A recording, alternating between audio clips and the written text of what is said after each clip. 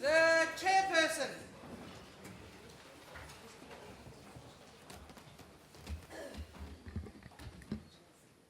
May we now, may we now have a time for silent prayer and meditation.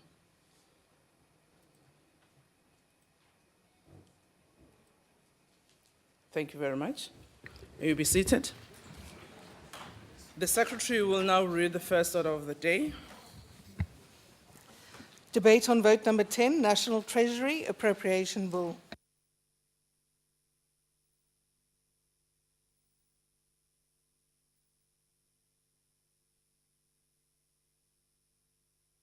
Honorable the Minister.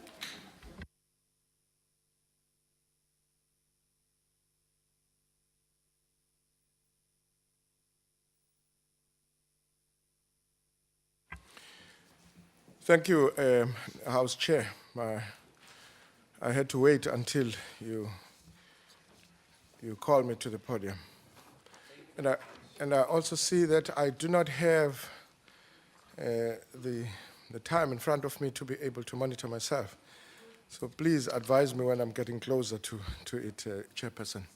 Thank you. We'll advise you when you're left with 2 minutes. Thank you.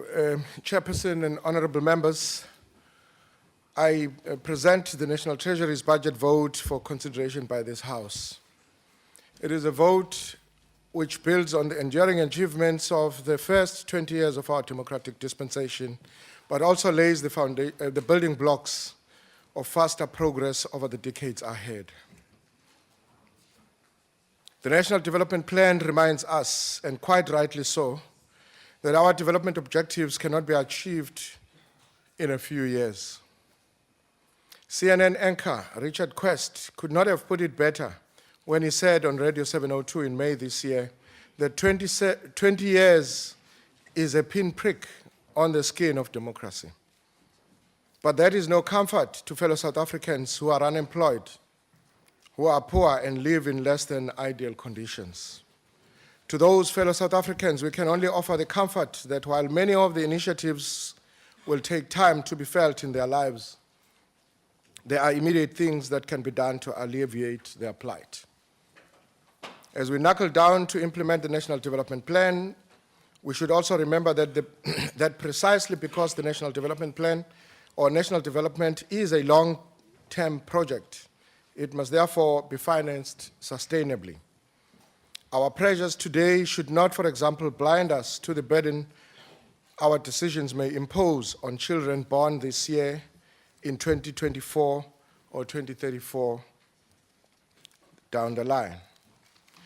Honorable members, it is to these issues, a sustainable fiscus and a stable macroeconomic environment, that this budget vote talks to. Before I walk you through some of the details on the vote, allow me to set out the economic context in which South Africa finds itself today. While the global economic environment is showing signs of improvement, it remains below optimal levels. South Africa is not an island cut off from the rest of the global economy, so our economy is performing below its potential and certainly way below the level of growth that is required to deal with the country's triple challenges of unemployment, poverty, and inequality. However, the biggest constraints to a faster rate of growth are domestic factors. In other words, things that are within our powers to fix. The NDP places us in a stronger position to address these, and so does the announcement in the June State of the Nation address by our President of the various measures that have to be taken to jumpstart our economy. Over the period ahead, new power plants and transport infrastructure will lift constraints to output. A stronger global recovery will support exports, and growth in sub-Saharan Africa will promote expanded trade and investment. But to grow the economy on a faster rate that can rapidly reduce unemployment and poverty requires bold decisions to increase competitiveness and innovation in a fast-changing world. Now let's take a cursory look at our fiscal outlook. South Africa's budget supports the implementation of the National Development Plan. Government has ensured that the priority programs identified in the manifesto of the African National Congress, which are now being translated into medium-term strategic plan, are funded. Nevertheless, economic weakness and the rising burden of economic debt reinforce the importance of ensuring the sustainability of fiscal policy over the period ahead. The changing global economic climate is providing new challenges to the fiscal outlook. When the economy was faced with a recession in 2009, prudent fiscal management in preceding years meant that we were better able to use our fiscal space to respond to the crisis. Low international interest rate helped government to finance its borrowing requirements. Inflation was moderate, and high commodity prices buoyed the tax revenues. Now we are entering a new environment. Rising global interest rates have increased in the cost of servicing our debt. Commodity prices have declined, and the depreciation of our currency has pushed up inflation. The fiscal space built up in the 2000s have also diminished. The period ahead will not be easy, honorable members. To ensure that the fiscus remains sustainable, the three principles that are the backbone of our fiscal stance remain in place. The principles are countercyclicality, debt sustainability, and intergenerational fairness. Over the next 3 years, government will stabilize the growth of public debt and then begin to rebuild fiscal space. This will be achieved by remaining within the expenditure limits that we have set ourselves in the medium-term framework. This ceiling means that expenditure will continue to grow and the real value of our social spending will be maintained. But the fiscal limits will be far stronger, and the need to ensure value for money and effective allocation of resources are more paramount. Despite the constrained growth in expenditure, government's budget deficit has remained elevated. In aggregate, the final outcome of tax revenue for the 2013-14 fiscal year was 899.8 billion rands, in line with the target we set in the budget. However, over the last few years, weaker economic growth has meant lower than anticipated revenue. The situation is expected to improve over the period ahead, with the budget deficit projected to narrow from 4% in 2014-15 to 2.8% of GDP in 2016-17. If growth outcomes continue to disappoint, achieving this objective will be much more difficult. But government remains committed to the sustainability of the fiscus, and if necessary, further measures will be taken to achieve our objectives. Looking at our assets and liability management, ladies and gentlemen, prior to the global crisis, the stock of public debt stood at 525 billion rands. It has now risen to 1.590 billion rands. By the end of the current MTEF, we expect the net debt of government to reach more than 2 trillion rands. Government continues to manage this portfolio in a prudent and far-sighted manner. Recently, we approached strategic benchmarks that set guidelines for exposure to various categories of debt portfolio risks. These benchmarks are consistent with the government's objectives to raise cash in a cost-effective manner while managing risk prudently. The country's credit rating is currently under pressure due to a combination of domestic and global challenges. There is very little we can do about the global environment, but there is a lot we can do about our domestic challenges. So let's demonstrate a greater sense of urgency in the implementation of our policies, acting with speed to remove constraints to economic growth and therefore job creation. We will act decisively to avoid further downgrades, as these will result in a significantly higher cost of borrowing, both for government and state-owned companies. And the cost of financing infrastructure programs will also increase. In support of the infrastructure rollout by the state-owned entities, government exposure to public entities through debt guarantees has increased to 209.2 billion rands in 2013-14, from 180.2 billion the previous year. ESCOM making up 58.5% of the total government guarantee portfolio. If we add debt provisions and contingent liabilities to our stock of debt, government's liabilities are forecast to peak at 57.1% of GDP in 2015-16. In the current financial year, the government will recapitalize the land bank with 500 million rands and the DBSA with 2.5 billion rands. The capitalization of the land bank forms part of the 2009 recapitalization program of 3.5 billion rands, which was meant to increase the land bank's focus on the bank's focus on developing farmers and to address its declining capital adequacy ratio. The recapitalization of the DBSA is mainly to enhance the DBSA's capital base and to allow the DBSA to expand its lending to local government and address its broader mandate. And the Deputy Minister will be talking more about this. During the 2013 MTEF, Cabinet approved an amount of 481 million rands to the South African Post Office, earmarked for the corporatization cost of the Post Bank, subject to certain conditions, including the provision of a comprehensive project plan. And economic activity, all economic activity, ladies and gentlemen, honorable members, is local. It happens in factories and other centers of commerce that are based in municipal soil. Workers and consumers also live and work in areas that fall under a municipality. So well-functioning municipalities are crucial to accelerating national economic growth. Therefore, improved service delivery at local government is a critical government objective. To this end, the total share continues to be the total share to local government continues to be the fastest growth element in the division of revenue. Nevertheless, it is common knowledge that municipalities face challenges in delivering public services to our people.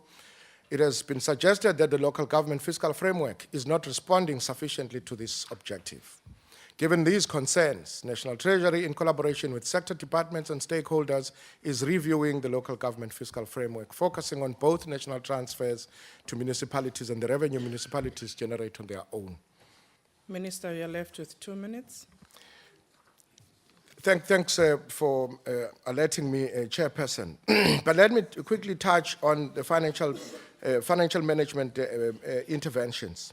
As the NDP points out, the key to an effective and capable state is having employees at all levels who do not only have the authority but the experience and competence to do their jobs. In this regard, financial management skills are critical. National Treasury is implementing a number of initiatives to address shortage of financial management skills. To encourage South Africans also to save, Chairperson and members, for their retirement, National Treasury has proposed a number of reforms, and I'll continue to engage with various unions and stakeholders to further explain what we're trying to do as government is enabling a retirement system which offers good and protection for retirement savings. We will continue with our efforts to reform procurement with a view of minimizing corruption and making it easier to detect it and when it occurs. We will also render the system of supply chain management in government more accessible and innovative. The Chief Procurement Office will, among many other projects, enhance the existing system of price referencing in order to set fair value prices for certain goods and services. It will also pilot procurement transformation programs in the Department of Health and Public Works, nationally and in the provinces. In conclusion, honorable members, let me borrow the words of Nelson Mandela, who said in his last State of the Nation address in 1999, and I quote him, "The foundation has been laid, the building is in progress," close quote. So let us all, government, private sector, labor, and civil society at large, roll up our sleeves in partnership for change and build the country of our dreams.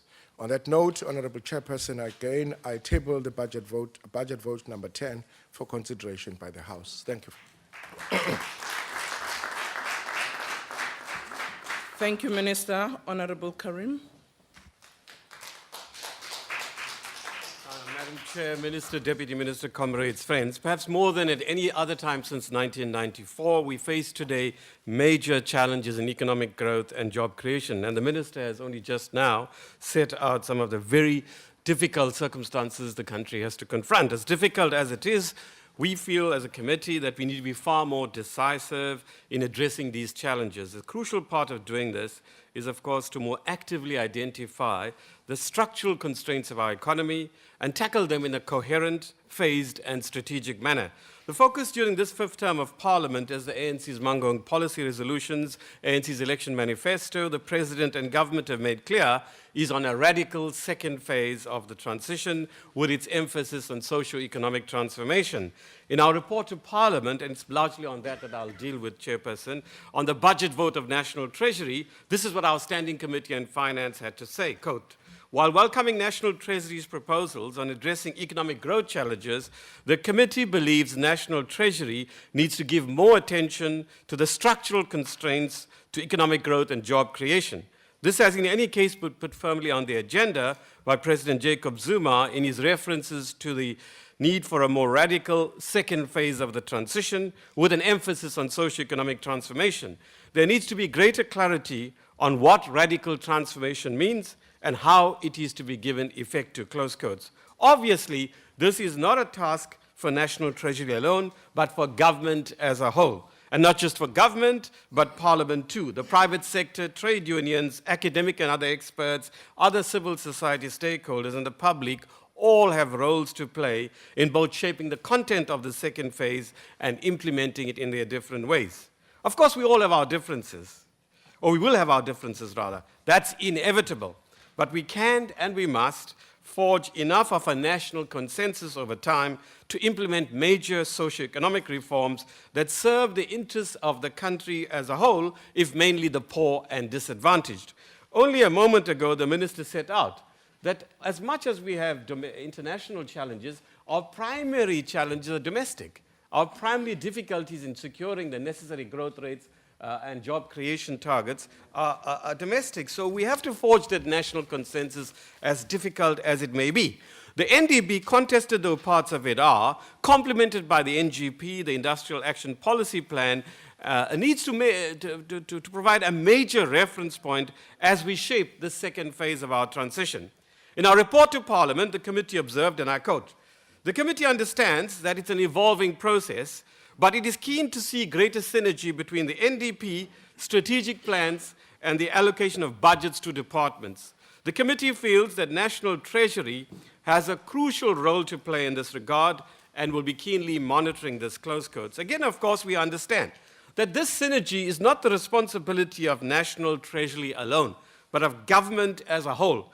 But within this, we are keen to see the department, as no doubt the department itself is too, play its most effective role possible. We welcome Treasury's establishment of the Government Technical Advisory Centre and hope that it will contribute to the NDP's goal of an increasingly capable developmental state.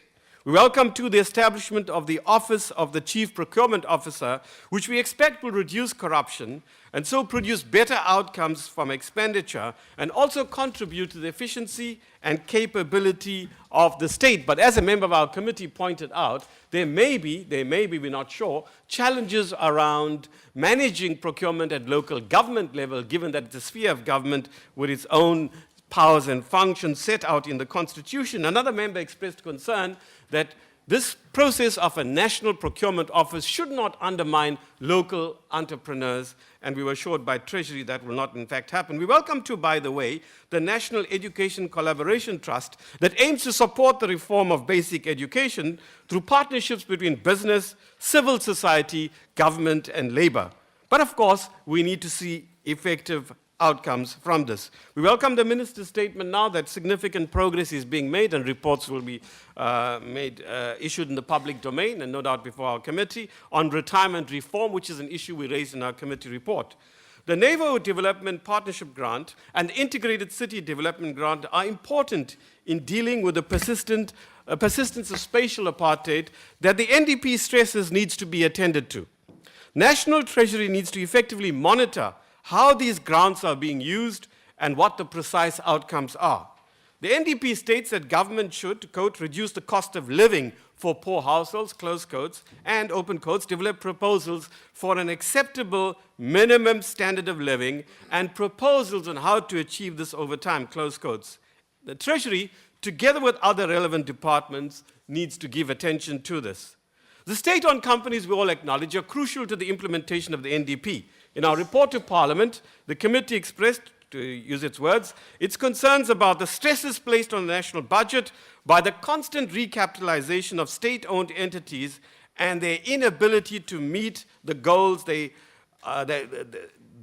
set for improvements in their financial position and capacity to deliver. That's a clumsy sentence, which I take responsibility for. So it's a self-critique. I don't know what the members were doing. I've written it very badly, but I think you know what I'm trying to say. At least I know what I'm trying to say. The committee feels that while recognizing the important role of many of the state-owned entities to the country's developmental goals, National Treasury needs to be more stringent in its engagement with the SOEs, even if they fall within the responsibility of other departments. The NDP, of course, notes that how many minutes have I got, by the way? Left? About? But it just helps. Madam Chair, there used to be a monitor, a ticking clock here. Last year, we seem to be going backwards. This year, we don't have it. Anyway. It's a budget constraint? A budget constraint. That's a good one. All right, well, I refer to the PRC report, the Presidential Review Commission report.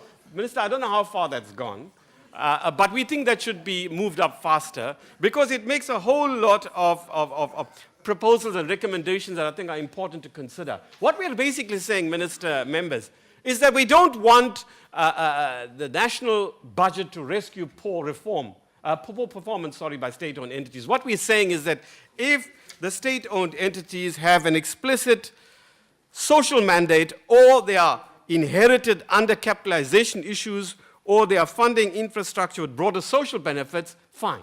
But we do not want National Treasury or government to just rescue state-owned entities because they are underperforming with the resources they already have. And as we implement the NDP and forge a developmental state, the role of state-owned companies will come under increasing scrutiny. And it's vitally important that National Treasury works closely with DPE and other relevant departments in ensuring that the state-owned entities are strong and effective. We also raised the issue in our report of the Financial and Fiscal Commission, which we think needs to be looked at some 20 years later, or is it shorter of 20 years, but for the last period since its existence. The question that arises is exactly how valuable is it at the moment? What should its role be? Should we not, all of us, Parliament, government, civil society, experts, and so on, would together, of course, with the FFC, look at its role and make it more relevant if it has a role? This is a debate we think should be held in a temperate, moderate, sensible, sensitive way. We accept. I want to say that, that National Treasury, we recognize, carries a huge burden. Despite its many challenges, it has, the committee noted, done well overall these past 20 years. Among its achievements, it should be noted, a successful transition from an apartheid-era institution to a modern, transformed, accountable, and technically very competent treasury. Secondly, the development of an efficient, well-structured budget process and world-leading levels of budget transparency. In fact, in the International Budget Partnership's Open Budget Index ranking of 100 countries, South Africa has been placed first or second in recent years, and is the only developing country to appear in the top 5. Stabilizing debt levels and maintaining relatively low exposure to foreign debt.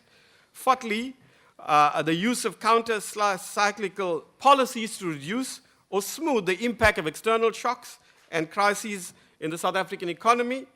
A progressive, moreover, and efficient revenue collection system. SARS will be commented on by one of the other speakers from the ANC later this morning. And of course, overseeing and the development of a modern, independent national statistical agency, Stats South Africa, with its 3 very successful national census. Minister, we note that, in fact, Treasury provides forecasts of revenue and expenditure. But like other forecasts, these are subject, of course, to uncertainty. It would be useful for the committee if, as part of its strategic plan, the National Treasury could consider in the future including information on the uncertainty of its projections to the extent possible, in the same way that the Reserve Bank provides such information on forecasted inflation. You said, Minister, only a moment ago that the challenges we have at local government level.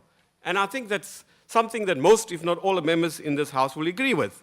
And we think that national and provincial government needs to do far more to assist local government to be more effective. In our report to Parliament, we talk of the need for National Treasury to work closer with the Department of Cooperative Governance to significantly improve the capacity of municipalities to spend the funds allocated to them by the national budget and the revenue they raise themselves. We also pointed to the need for the 2 departments to work closer together to monitor the financial performance of municipalities against the background of the NDP and the medium-term strategic framework of national government. The departments also need to contribute to ensuring that the IDPs of the municipalities are consistent with the NDPs. A member noted also that the Property Rates Act, which is administered by COGTA, National Treasury needs to work with them to ensure that increasing number of people owning huge properties in the rural areas are also subject to rates. We also noted, Minister, that I think I can skip this really. Yes, I know. So was I, actually. Except when I look at what I've got here, it's pretty banal, really. You heard this before, so I'll skip that.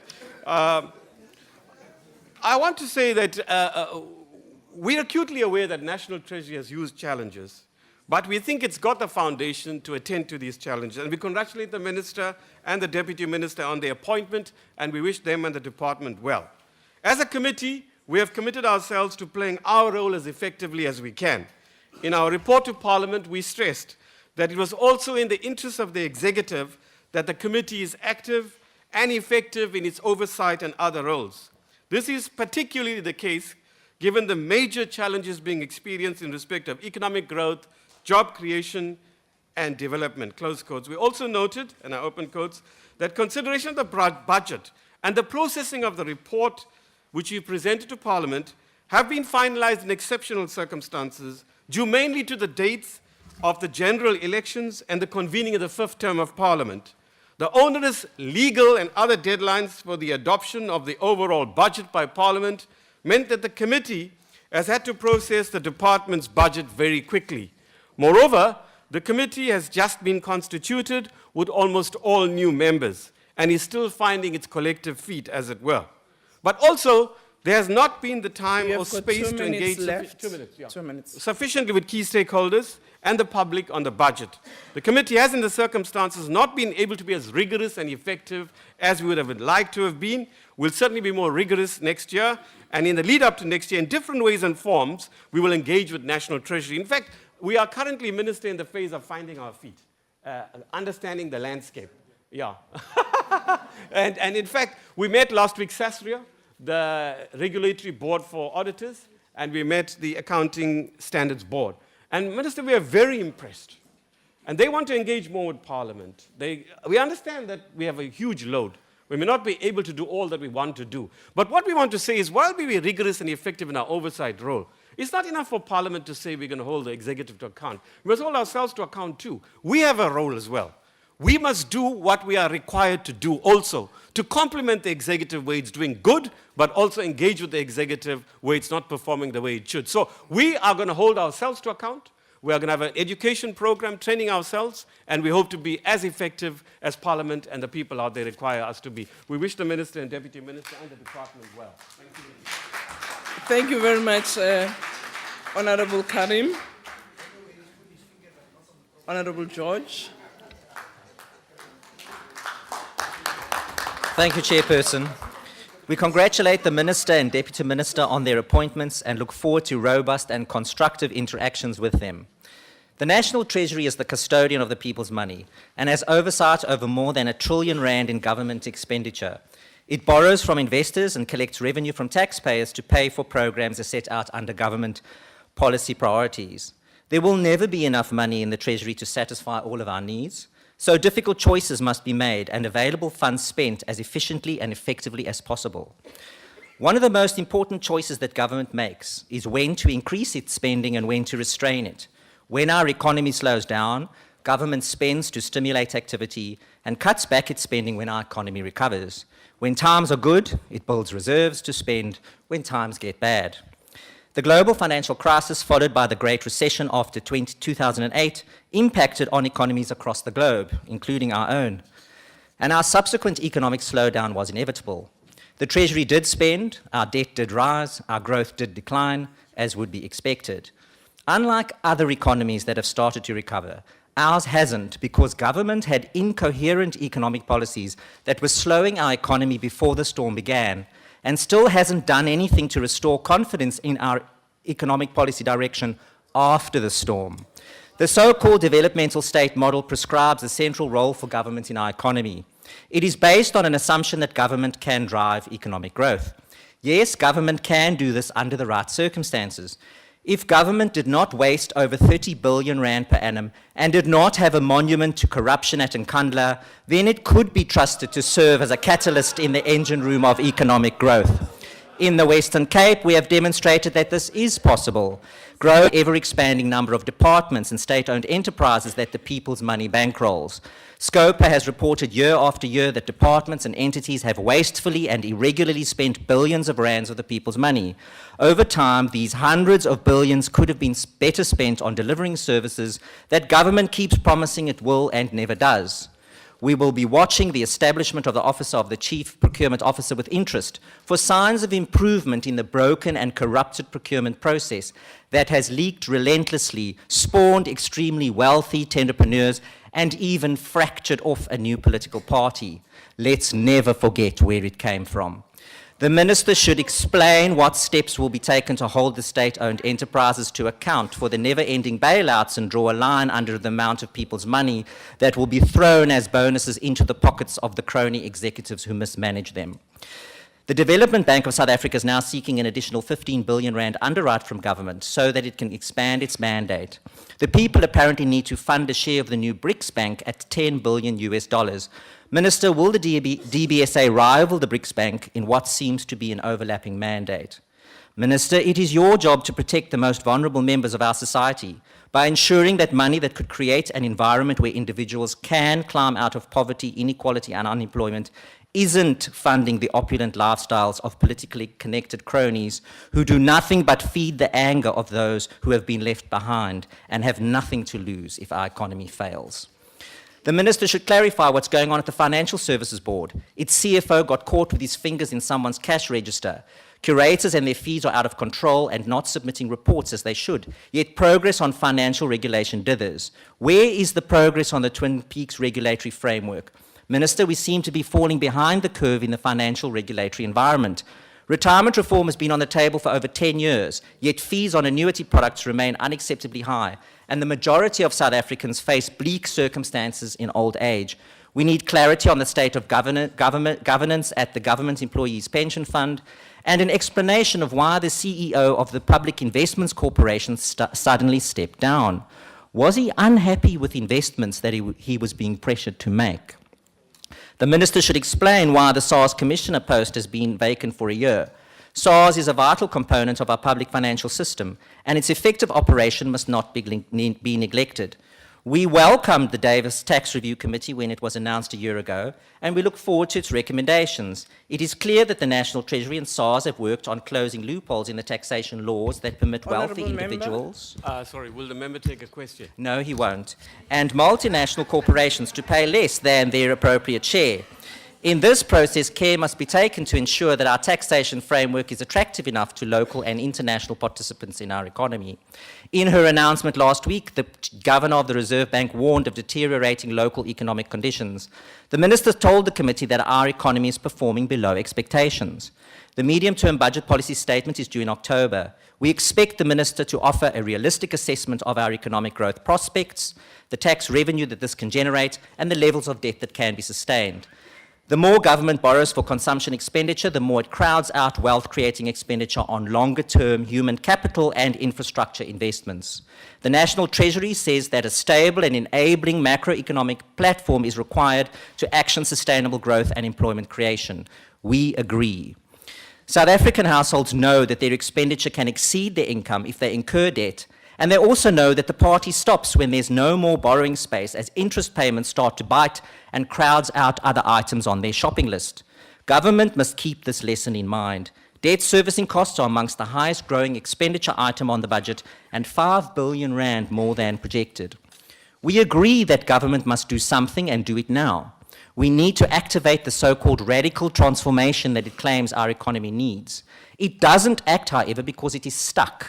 It is stuck in a mindset that was discredited a long time ago. That mindset ignored the fundamental principle that human beings are individuals, and given an opportunity to become everything that they're capable of being, they will. And in that process, they will generate economic activity beyond the wildest dreams of any government bureaucracy. The role of government is to intervene where the market fails and to provide the basic services that lead individuals out of poverty and onto a pathway to prosperity. Our government is stuck between a policy that could work, the NDP, and the internal vested interests of cronies who seek to exercise power over the people by ensuring their dependence on the state. Individuals in pursuit of their dreams... You've got 2 minutes left. Thank you. Member. Individuals in pursuit of their dreams are not likely to elect a government that seeks to crush them under its heavy hand. Government can radically transform our economy by opening the space for entrepreneurs, small businesses, and investors with capital to participate in our economy. This will strengthen the tax base, enable less borrowing, and return our economy to the fiscal health that the people who entrust their money to government expect. Government must never forget that it doesn't have any money of its own. It all belongs to the people, and perceptions do matter. Government mismanagement of the people's money erodes the culture of tax compliance and offers a justification to those who seek to evade it. In conclusion, Chairperson, no matter how much money is poured into a broken system, it remains broken. Urgent action is needed to liberate our economy from a stranglehold of incoherent economic policy. Our economy must generate jobs. The clock is ticking. Thank you. Thank you, Honourable Member. Honourable Member Shivambu.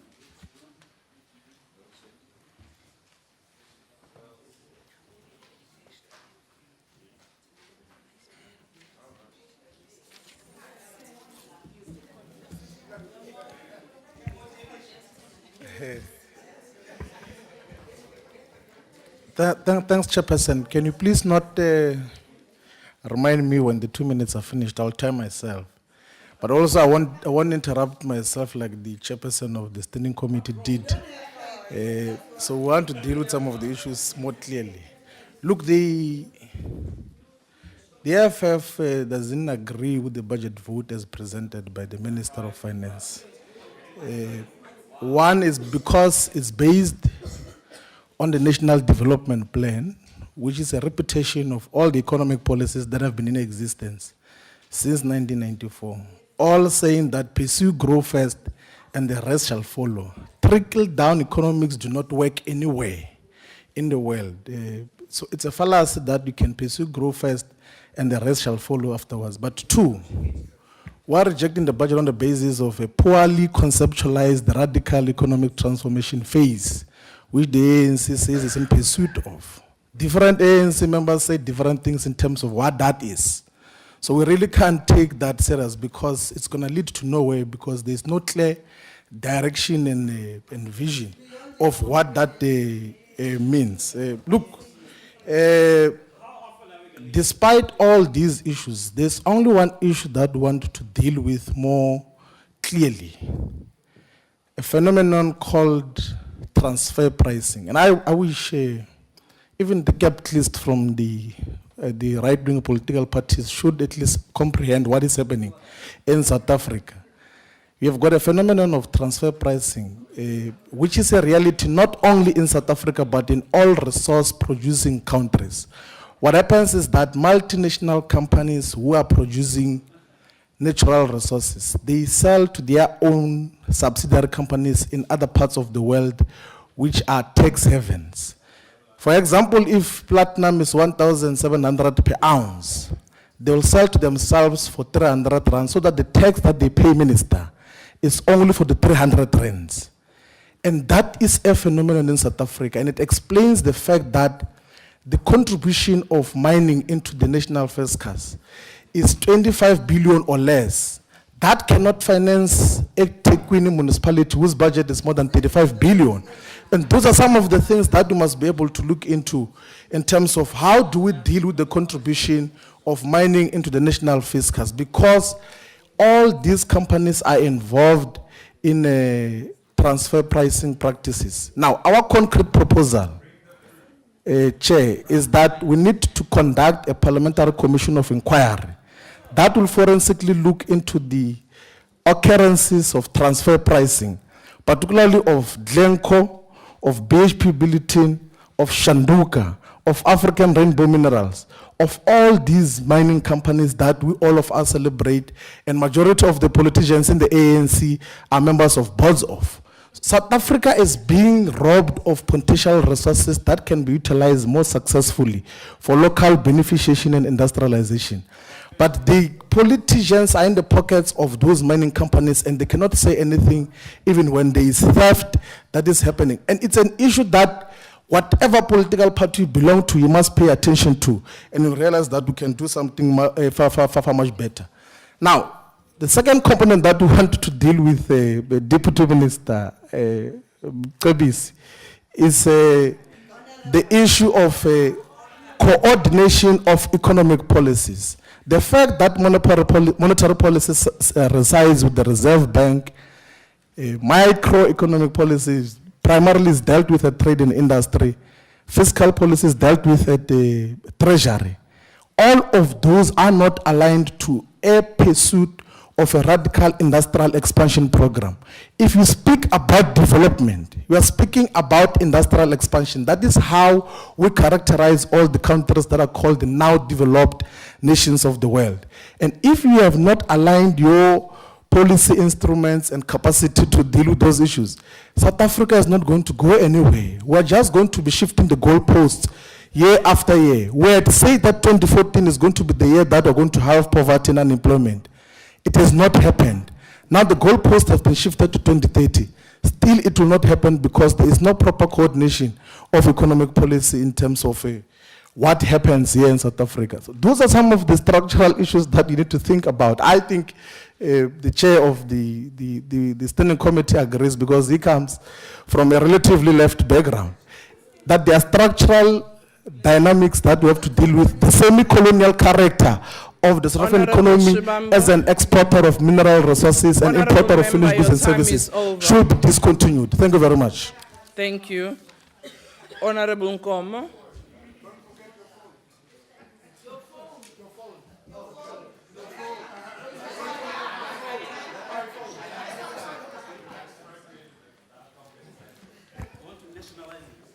Thank you very much, Honorable Chairperson, Minister, Deputy Minister, members, ladies and gentlemen. Firstly, the IFP would like to congratulate the Minister and the Deputy Minister on their appointment. And then we go on to state that our Treasury is the fulcrum upon which the business of government moves.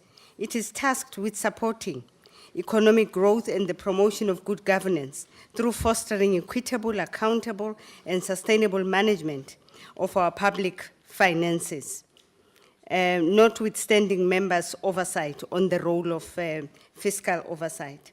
Minister Nene has extremely large shoes to fill in this portfolio, noting the role that was played by his predecessor, the Honorable Pravin Gordhan.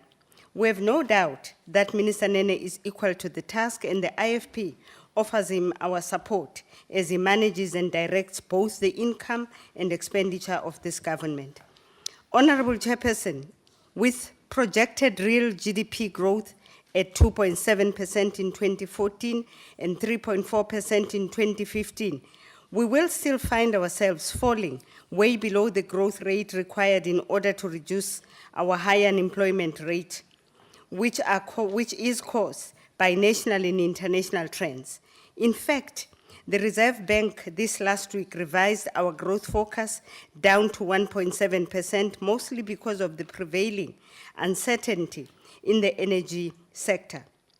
In such a period of contraction, we can ill afford the additional burden of labor unrest, such as we have recently seen in the mining and public sector, or the continuous service delivery protests which continue to occur throughout our country. The IFP would like to state that the best way to avert these strikes is that we need to listen to the people. The department underspending remains a constant cause of concern because of the dire opportunity cost it involves. We can ill afford for our finite fiscal resources to remain idle when we have such huge socio-economic disparities still remaining in this country. Ministers and their department heads must take ultimate responsibilities for their budget allocations and see to it that they are utilized with maximum efficacy. If not spending effectively, or if not spending the money effectively, we as the IFP would like to recommend that sanctions need to be actually imposed on all of those that are supposed to be spending, and even fire those culprits, because they are taking the public funds and they are keeping the public funds, and they are actually masquerading them as savings. The Department of Home Affairs, for instance, in its underspending, it actually stated it as a savings. And I'm still not sure what they are saving for, as they did not achieve all the strategic goals in the past financial year. Their financial reporting template must be changed. And this financial reporting template has got to be changed in most of the departments, because most of the departments are still masquerading underspending as a savings. So we need an understanding there of exactly what needs to go on the template. The supply chain management across the board leaves a great deal to be desired, and we continue to call for increased oversight by Treasury over the way government conducts this aspect of its business. This should include the provincial and local governments, and I noted that even the committee's report and even the minister, actually starting with the minister, stated the oversight role that has to be done even by local authorities over the supply chain management. It is Honorable important that we Nkomo, need to your time acknowledge has that. expired. The IFP supports this vote. Thank you. Thank you, Honorable Member. Honorable the Deputy Minister.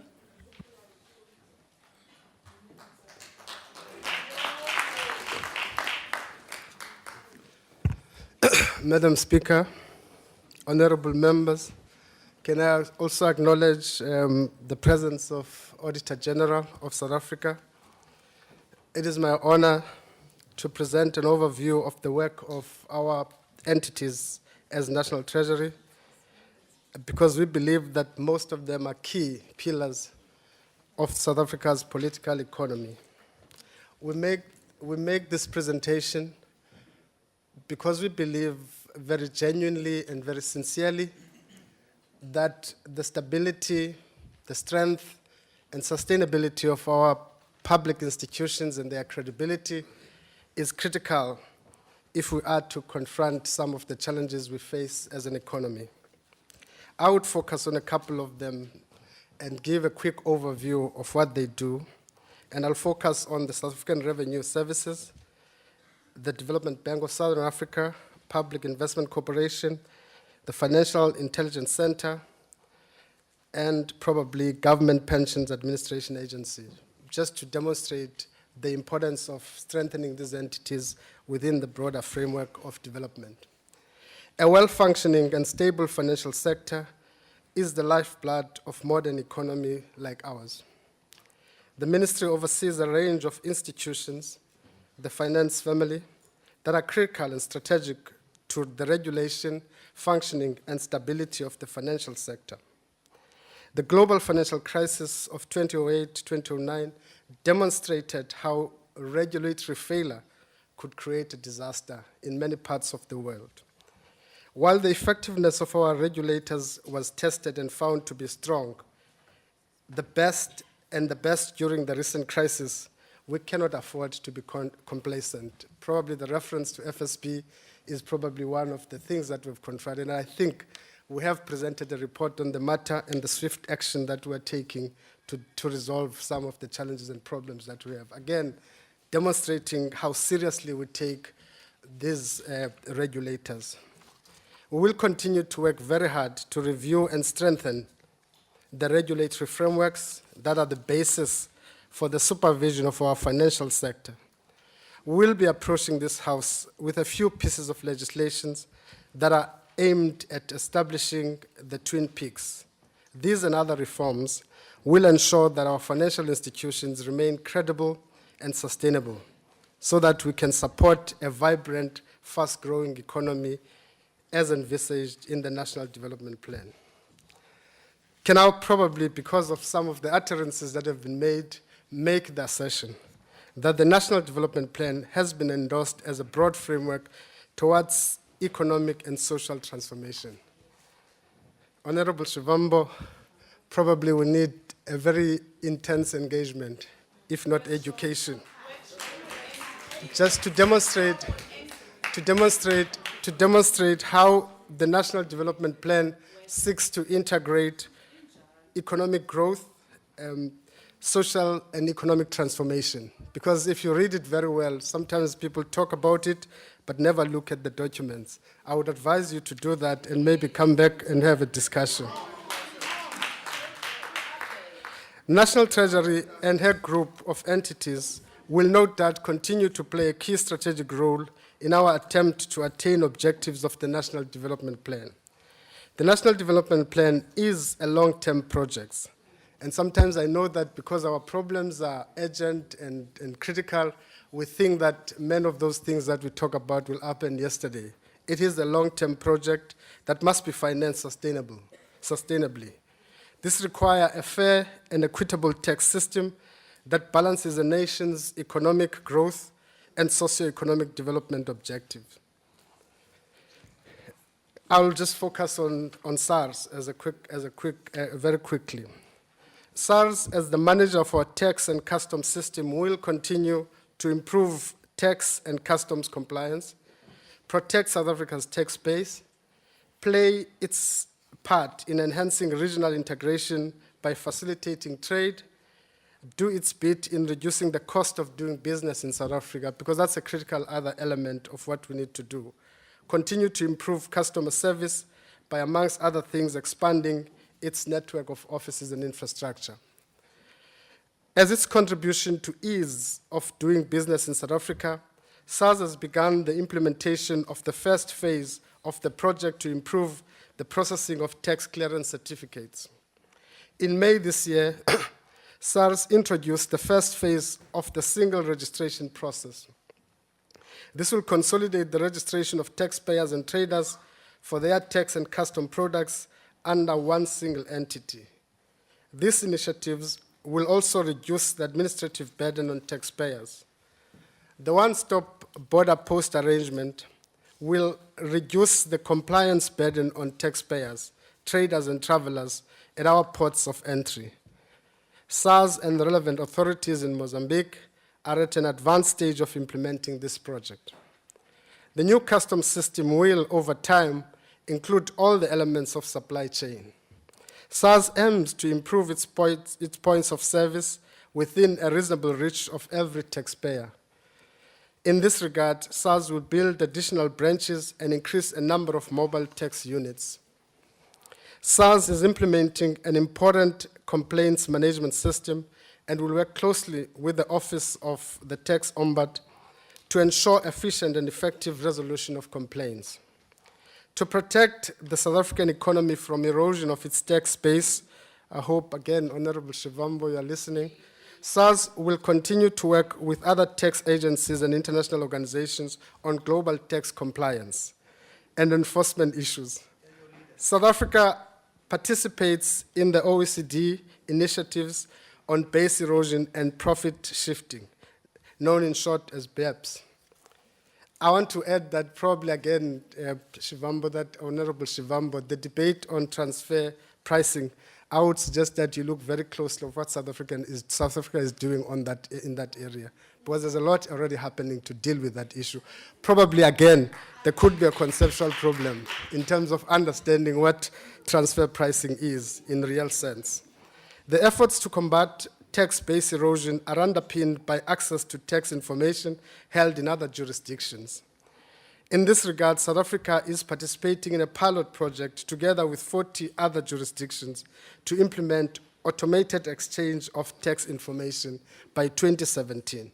All of these efforts are to ensure that we continue to grow our revenue so that we can finance the development projects and program that is envisaged in the next couple of years. The second area that probably I would talk very briefly on is just to talk broadly on the financial sector. It's very clear, and many commentators and researchers have commented about the strength of our financial sector in South Africa. And I've mentioned that I think it's important that we don't become complacent. We continue to strengthen that through stronger regulation as we move forward. I would focus mainly on the Financial Intelligence Center, whose mandate is to help protect the integrity of South Africa's financial system, keeping it safe from abuse by criminals. Owing to the nature of FIC work and specialized technical skill it employed, the FIC also contribute greatly to the work of the justice, crime prevention, and security sector.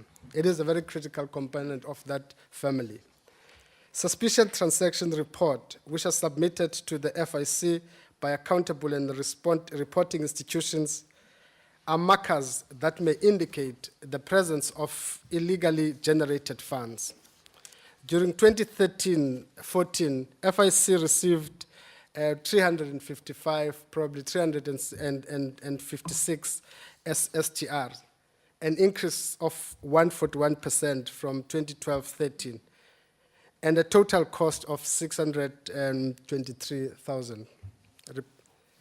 FIC intelligence intelligence products spotlighted a range of suspected criminal activities led by tax-related crime, fraud, and money laundering. Although investigations and subsequent action flowing from these referrals remain the domain of law enforcement authorities, the FIC is aware of having directly contributed to close to 5,000 investigations over the past 5 years, and supported numerous court applications brought by the state against various criminal syndicates. FIC contributes to the asset forfeiture unit's success and has assisted in attaching more than 1.1 billion in assets. During this year, the Minister shall be introducing amendments to the FIC Act to bring it up to speed with changing situations and international standards. Firstly, it is proposed that the amendments will allow accountable institutions or designated business subject to the FIC Act, such as banks, financial services, and others, to adopt a risk-based approach towards meeting the Act's obligations, which will make it easier for banks and others when taking on new customers. In addition, worldwide special measures have been taken by countries to identify and oversee accounts of what have become politically exposed persons, commonly known as PEPs, as well as the natural beneficiary owners behind companies. Both of these measures will greatly assist in the fight against corruption, as well as introduce new levels of transparency in the financial system. Honorable Member, National Treasury has 3 development finance institutions, namely the DBSA, the Land Bank, and PIC. These will play a critical role in the implementation of NDP.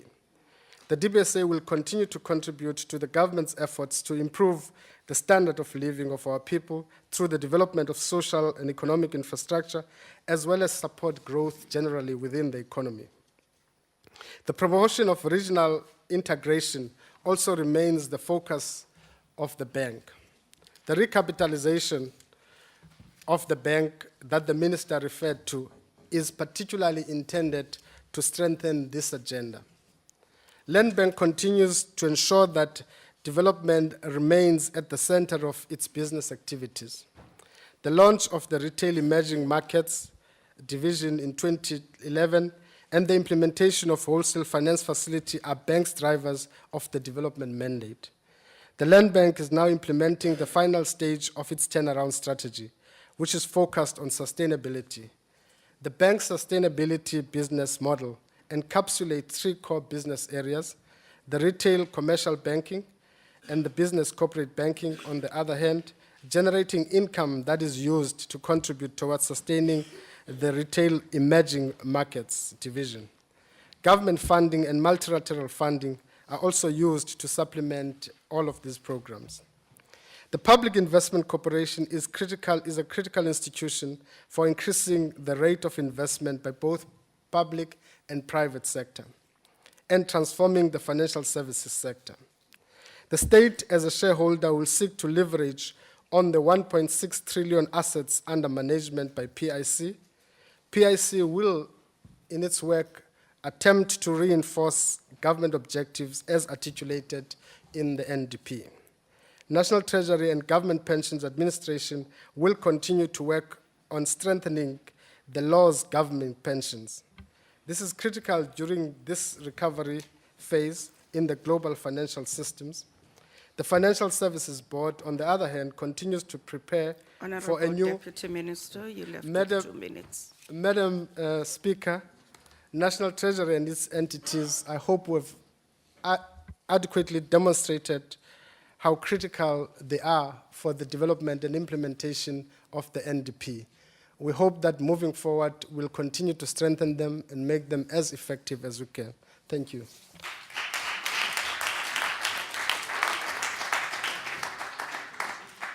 Thank you, Honorable Member. I'll now call upon Honorable Kekana.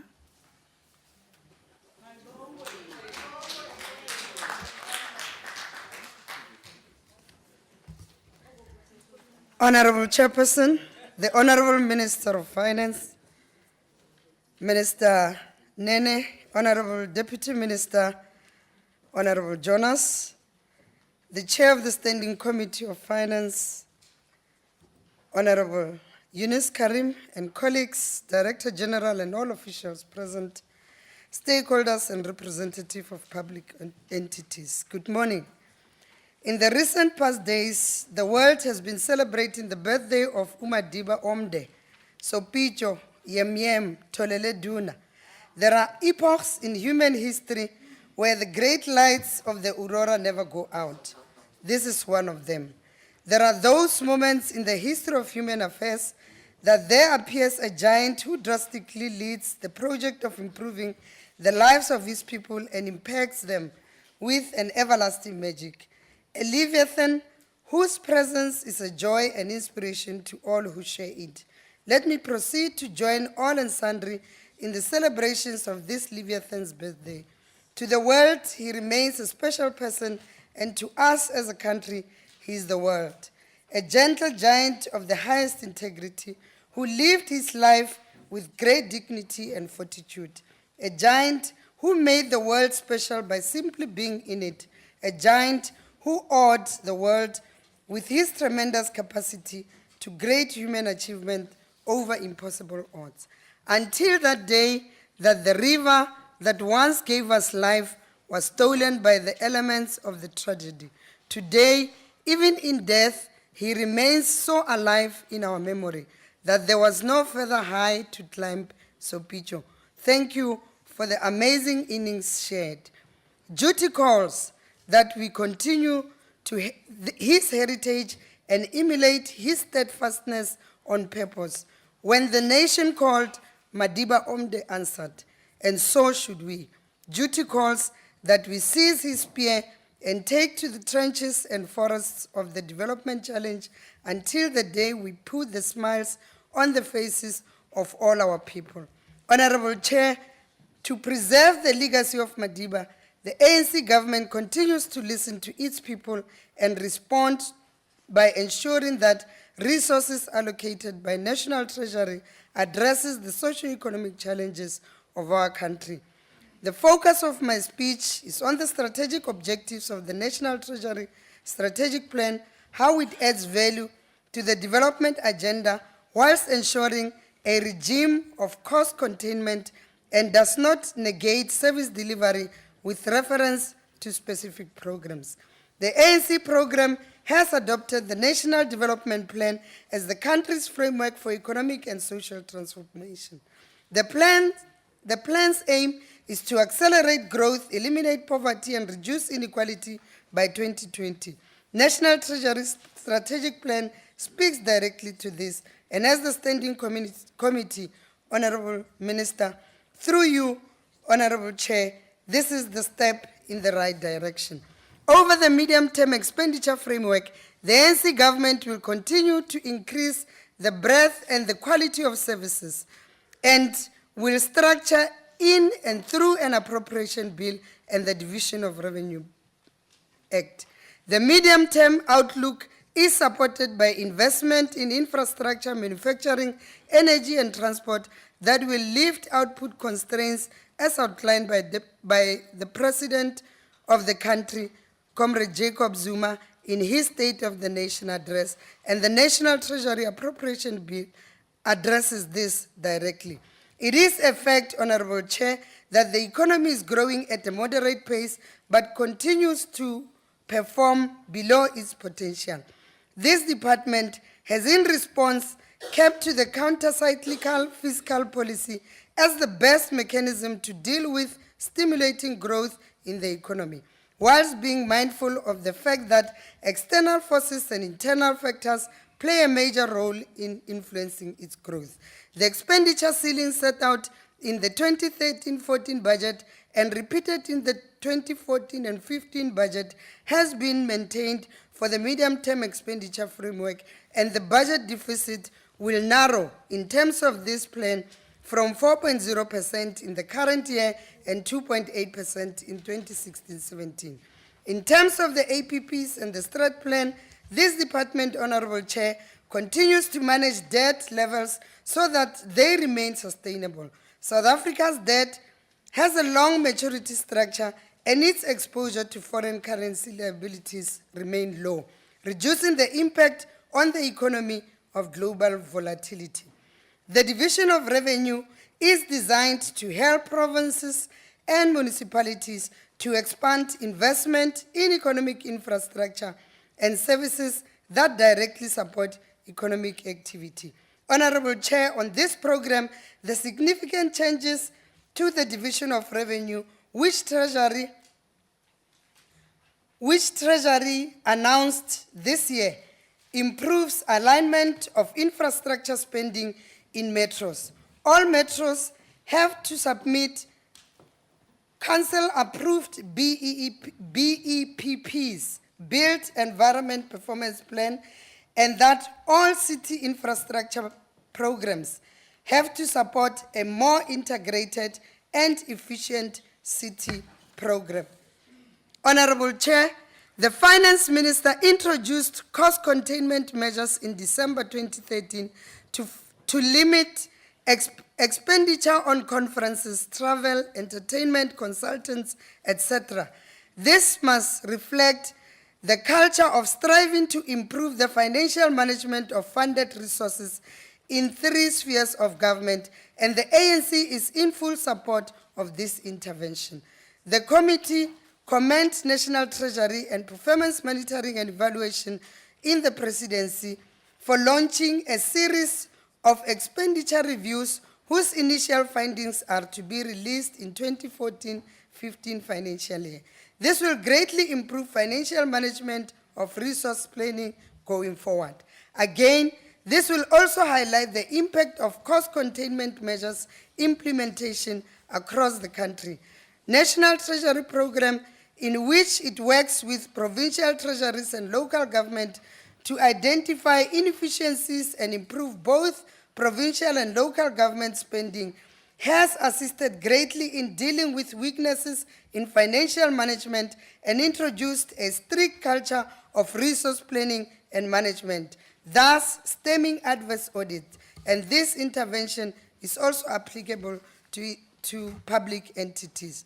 Honorable Chair, the department in its APPs and strategic plan reflects the progress made over the past 20 years as a result of conscious planning and economic management of the economy informed by the ANC economic policy and appropriate fiscal and monetary policy, which is a good story to tell. These financial principles have led to our international recognition as having one of the best managed financial sectors in the world, as well as a comprehensive and sophisticated legislative framework for financial management of the economy and a comprehensive regulatory financial environment. This financial system is underpinned by, amongst others, the ANC and constitutional imperatives to achieve an inclusive society through an efficient developmental state that builds the capabilities of the society, the economy, and in doing so, robustly intervening to redress the past imbalances. The measurable objective is to promote growth, social development, and poverty reduction through the effective, efficient, and appropriate allocation of public funds. Honorable Chair, as the Standing Committee, we are confident that National Treasury has taken a lead in ensuring that improved planning for provincial infrastructure expenditure is taking place. The Division of Revenue Act requires provinces to plan infrastructure spending 2 years in advance to receive health and education infrastructure transfers. This year, the bill added further requirements for the second year of planning towards 2015-16 allocations. Honorable Chair, we must take note and commend the Honorable Minister that there is increased transparency and accountability in grant administration. Receiving officers must now include in their expenditure reports and the reasons why a grant transfer has been withheld or stopped. In conclusion, Honorable Chair, and I will want the DA to listen and receive free education in this regard. The ANC supports this budget vote, and we want to indicate that South Africa entered the global financial crisis with very strong macroeconomic fundamentals. Thanks to counter-cyclical macroeconomic policy and fiscal space it provided. This enabled the country to provide a fiscal stimulus in response to the generalized economic slowdown. The fiscal position moved from a budget surplus to a budget deficit of just under 7% of the GDP, as support was provided to an economy that was in recession. When times were good, we tightened fiscal policy, and when we were faced with a recession, loosened fiscal policy. We provided a stimulus to the economy. This stimulus was underpinned by a massive infrastructure spending program by the public sector. And yes, it is that stimulus that successfully took the economy out of the recession. Thanks to globally accommodative monetary policies, we are able to finance the fiscal deficit at very attractive interest rates. We need to be alive, though, as monetary policy returns to normal.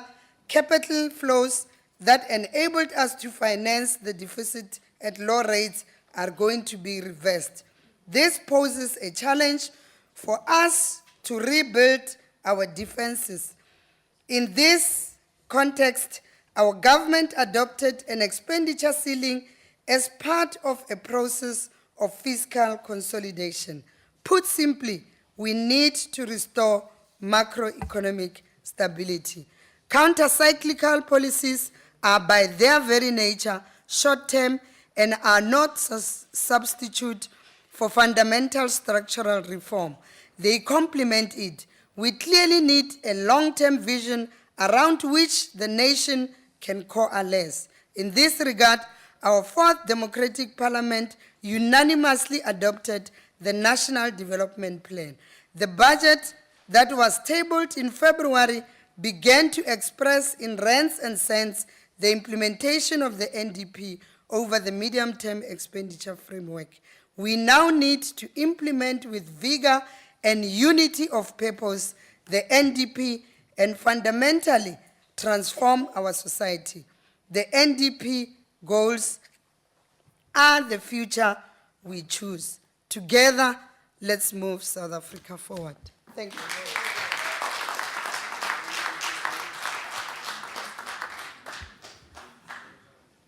Thank you, Honorable Member. I'll now call upon Honorable Kwankwa.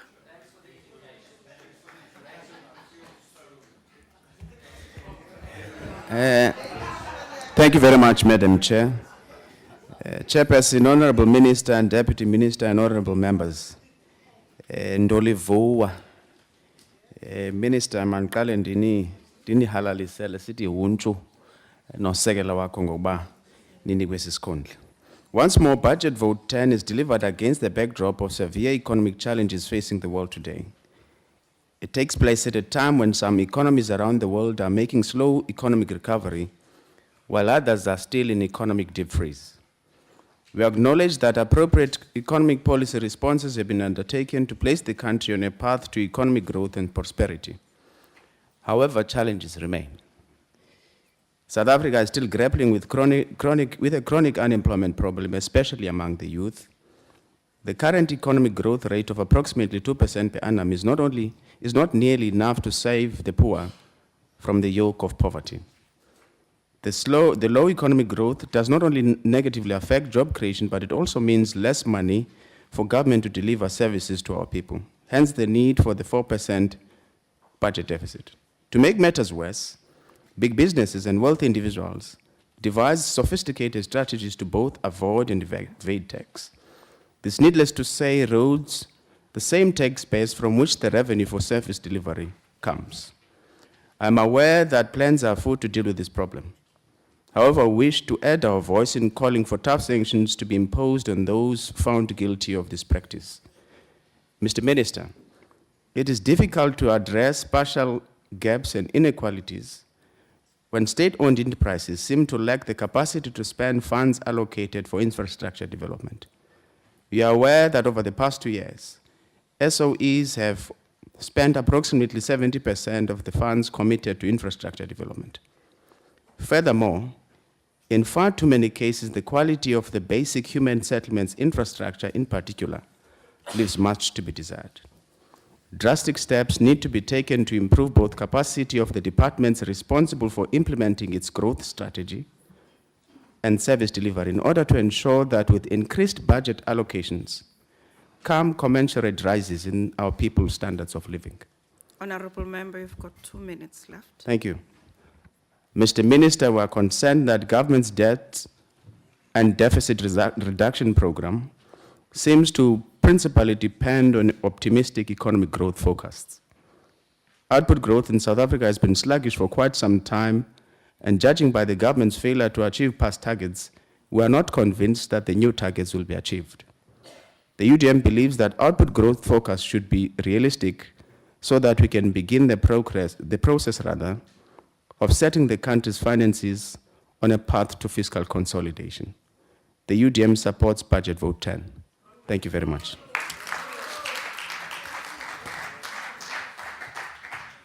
Thank you, Honorable Nam. I'll now call upon Honorable Swart.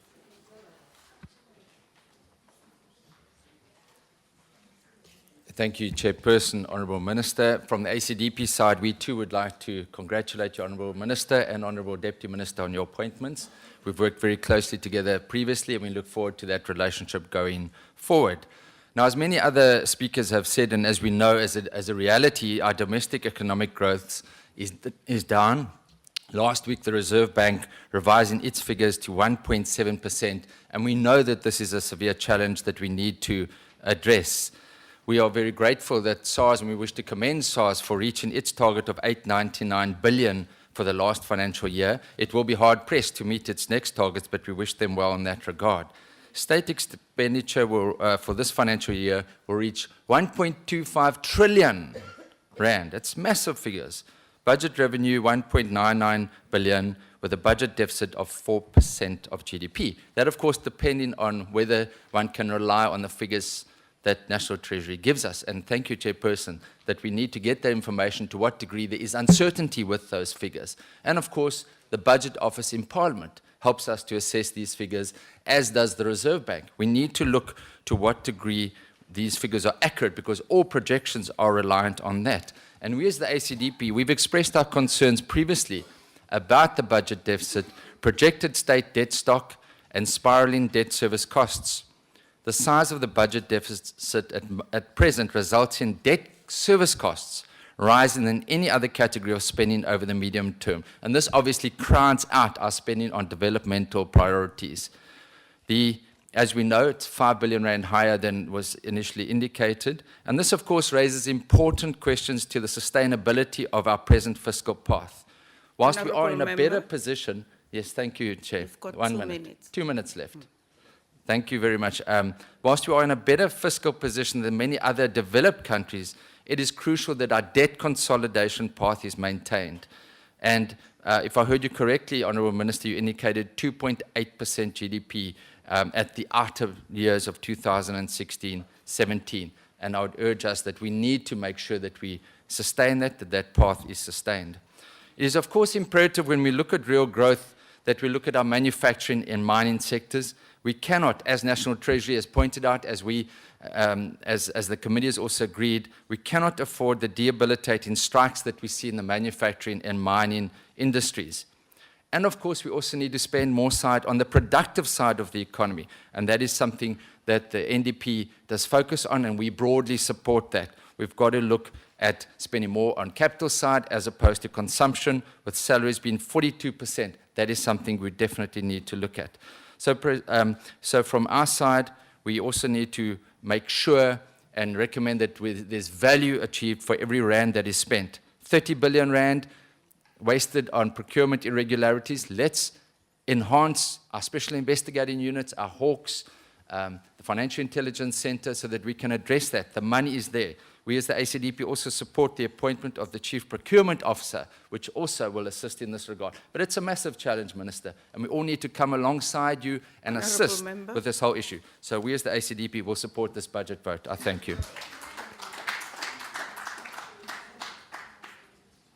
Thank you, Honourable Member. I'll now call upon Honourable Carter.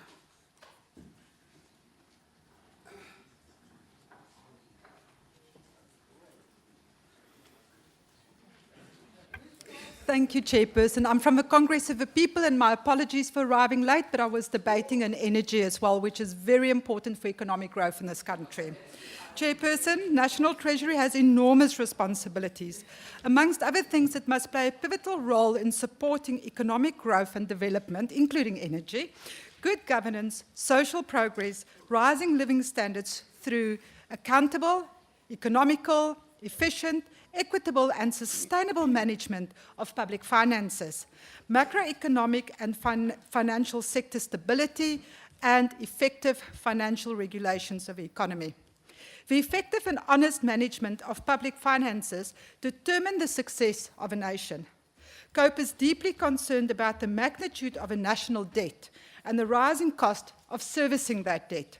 Each year, a big slice of a budget has to be reserved for debt service costs.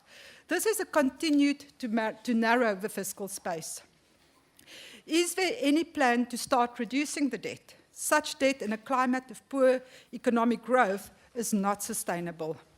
Placing emphasis on skills, competence, education, and training is pivotal to the attainment of a capable state.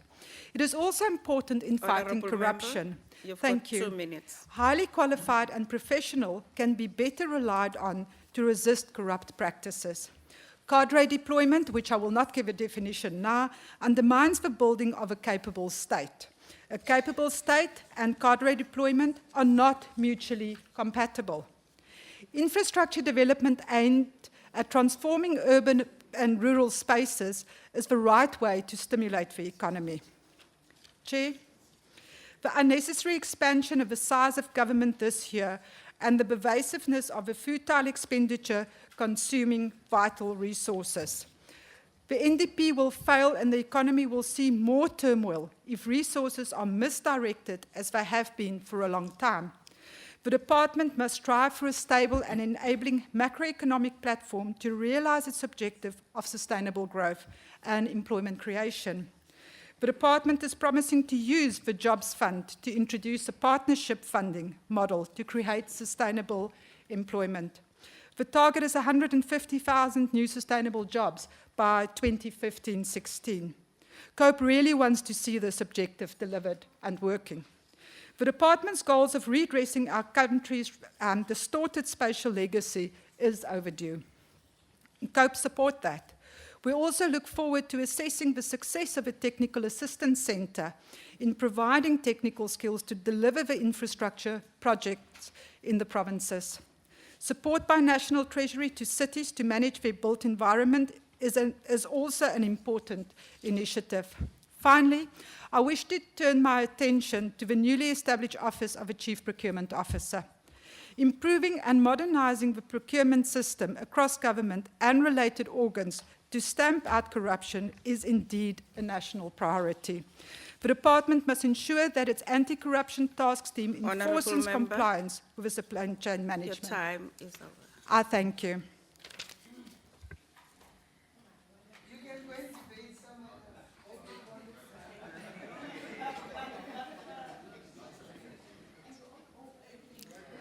Thank you, Honourable Member. I'll now call upon Honourable Ross.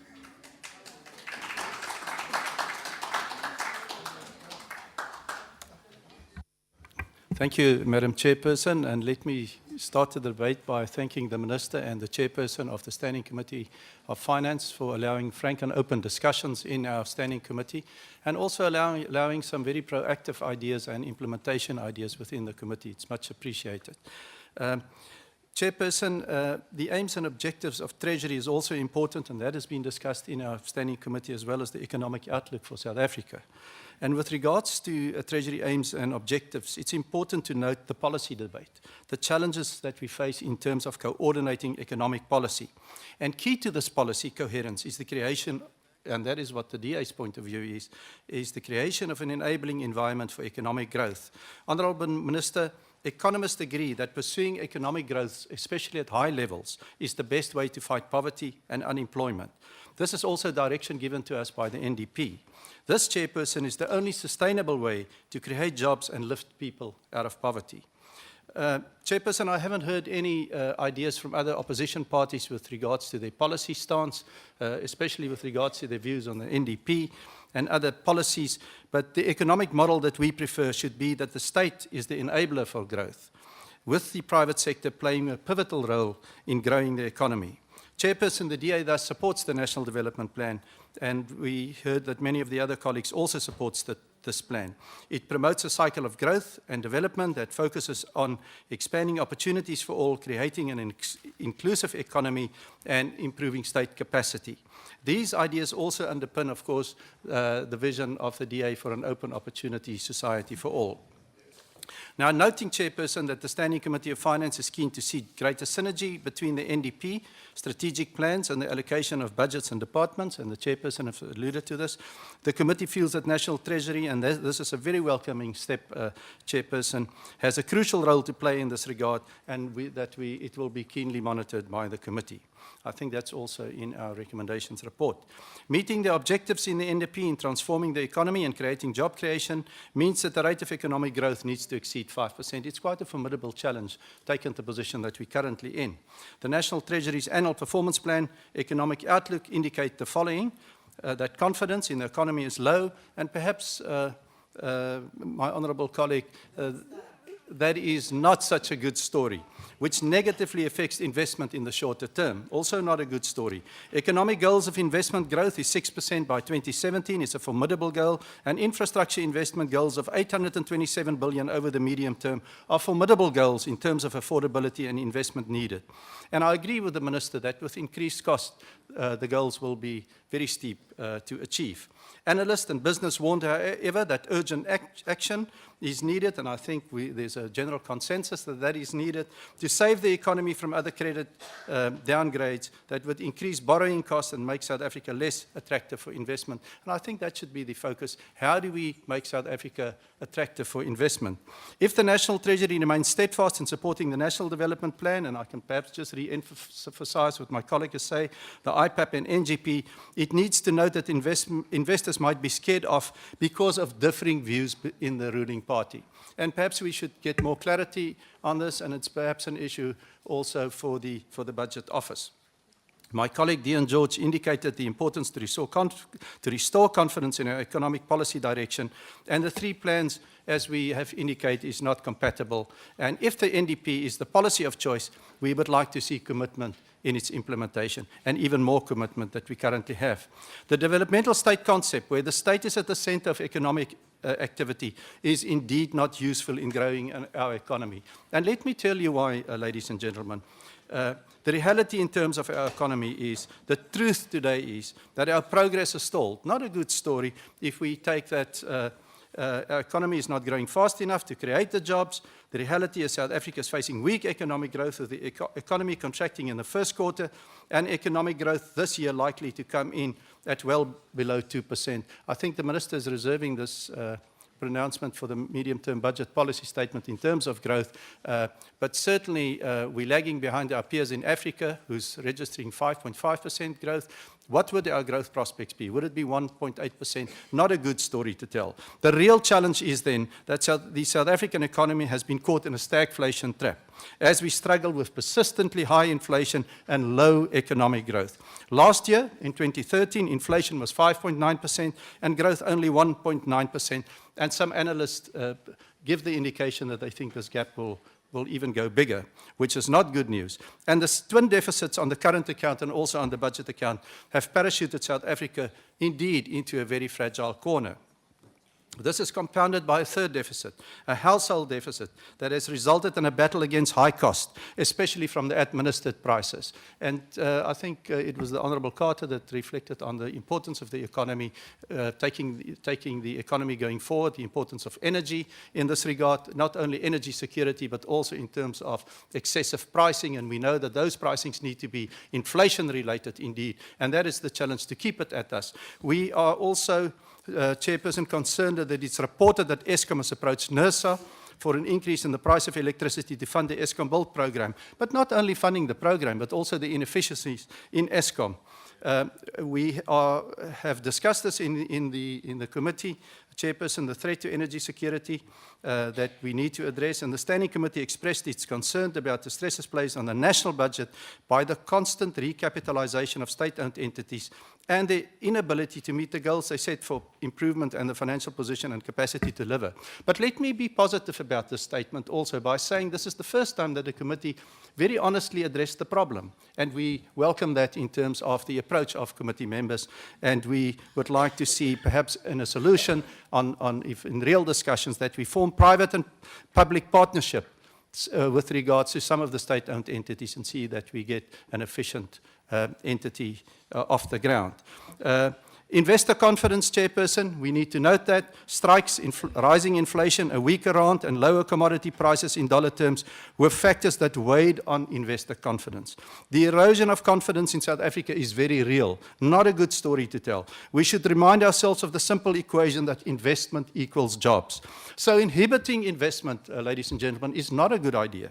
South Africa depends heavily on investors, and that could be also for other members who does not regard investment as that important, who buy local bonds and equities to run a large current account deficit that needs those funds to finance the shortfall. Indeed, we need to finance the shortfall. Inhibiting investment, I would say, sir, is a very bad idea, given South Africa's fiscal constraints and the need to deal with the funding requirements of Eskom and Transnet. And this is crucial. To dilute property rights could bring the collapse of the economy, and people will not establish businesses or develop commercial farming in South Africa if they fear that their property will be expropriated. It will lead to the immediate downgrades by rating agencies and increased borrowing costs. It will lead to diminishing foreign and domestic investments and would have unacceptable implications for South Africa's balance of payments. Chairperson, I believe this is something we should consider, and government should not risk such a negative outcome. The DA, of course, we have proposals for reforms which will turn the economy around. I will Honourable not, Ross, you have got 2 minutes left. Thank you very much. I will then not have clumsy sentences. I'll try and take a few bullet points. Thank you, Chair. These will include provide political leadership, boost trade with the rest of Africa, make it easier for South Africans to start and grow their own businesses, and our spokesperson on small businesses are present, Mr. Toby Chance, and I'm sure he will put forward some very useful points in terms of cutting red tape and providing more support for entrepreneurs. We should invest 10% of GDP in infrastructure to reduce the cost of doing business. Break up inefficient state monopolies, and I've made this point before. We should put this on the agenda and have the Budget Office support us in terms of finding a real solution. Make sure that the labour laws support job creation by achieving a balance between the protection of workers' rights and the need for labour market flexibility. Indeed, a very complicated and an issue that we need to address, Minister.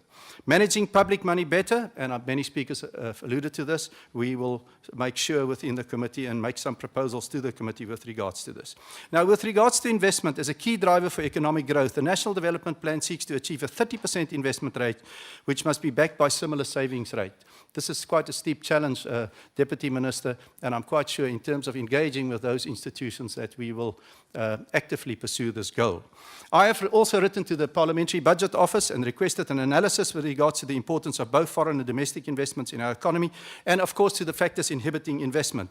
We've heard many pronouncements on this: radical structural transformation, radical economic transformation in some speeches, and radical transformation.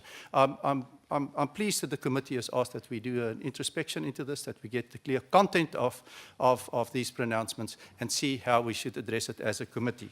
In conclusion, noting the immense challenge of the African continent infrastructure gap, and the Minister has made an announcement with regards to 100 billion per annum, it is quite a steep, also another massive challenge in terms of the continent. Honourable Ross, your time Thank you, Chairperson. If I can conclude, South Africa needs government action that grows opportunity for all, and we believe it should be done through the National Development Plan. Thank you very much.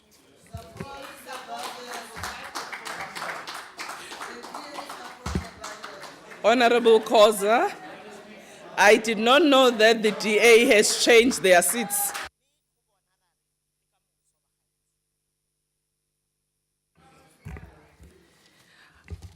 Honourable Chairperson,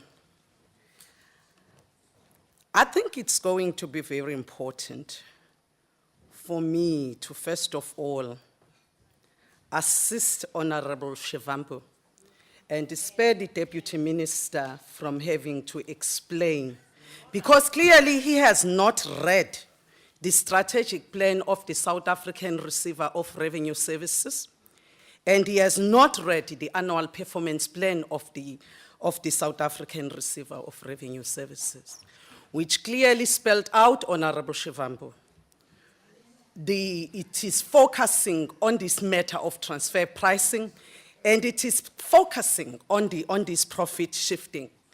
And it is also very important for you to remember that we have a role to play as the Standing Committee on Finance to perform our our oversight over these entities.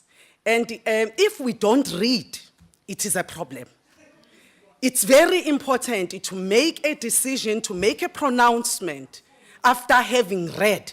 Because if you don't read and you come here and you tell us you are not supporting the budget, we are not going to take you seriously.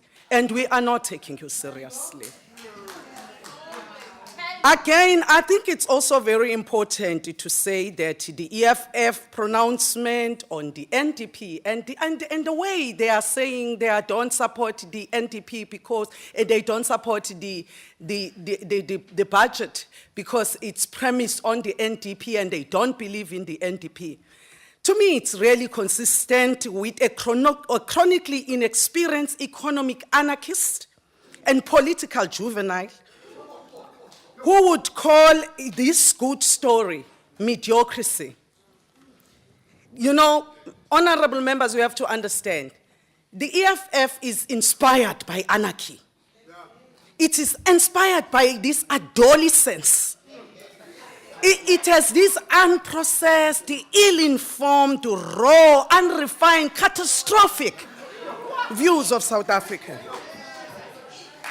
And even the way they tend to address the land question, they address the land question as if it's that easy. It's a complex matter.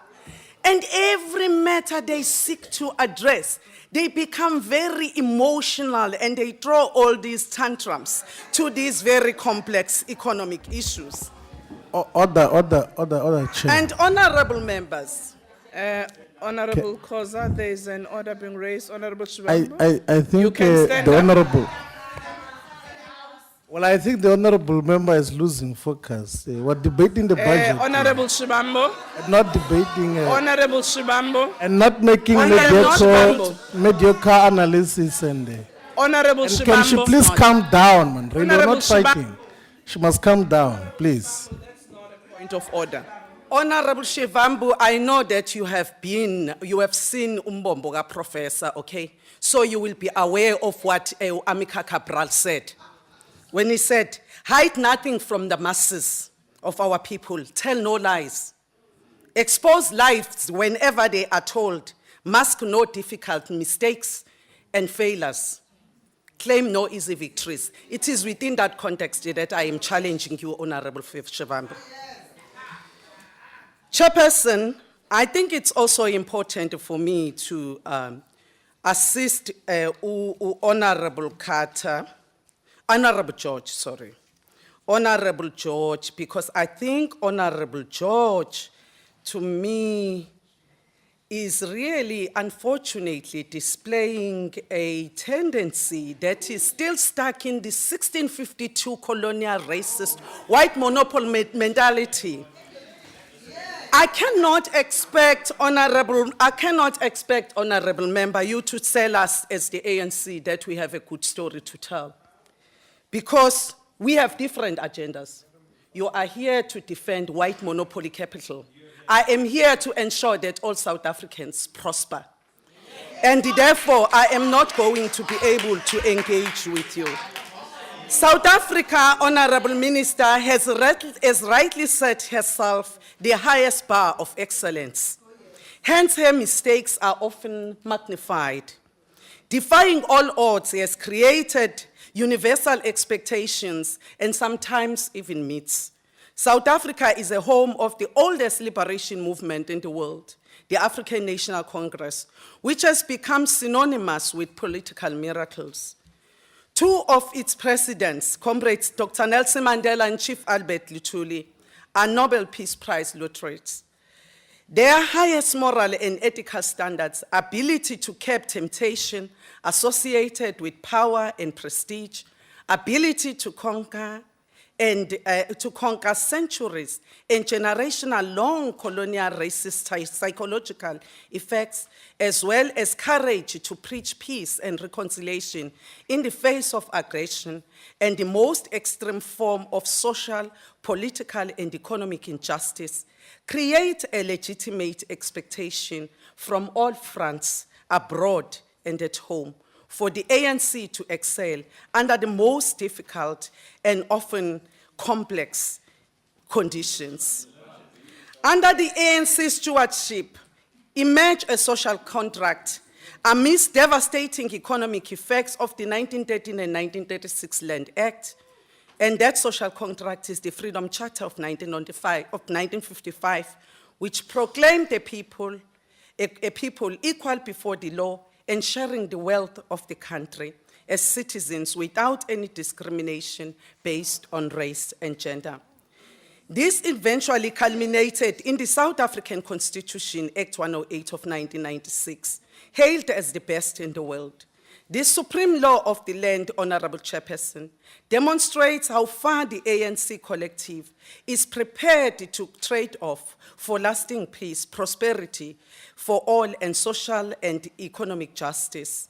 If I were to borrow from Simon Chrisley's verbatim words in his book, The Faith of the Faithless, when he argues about authority of the law, he says, open quote, if the social contract understood as the coincidence of freedom and equality in the general will is what breathes life into a legitimate polity, then it is the law that gives the polity motivation and legs to get up and walk, close quote.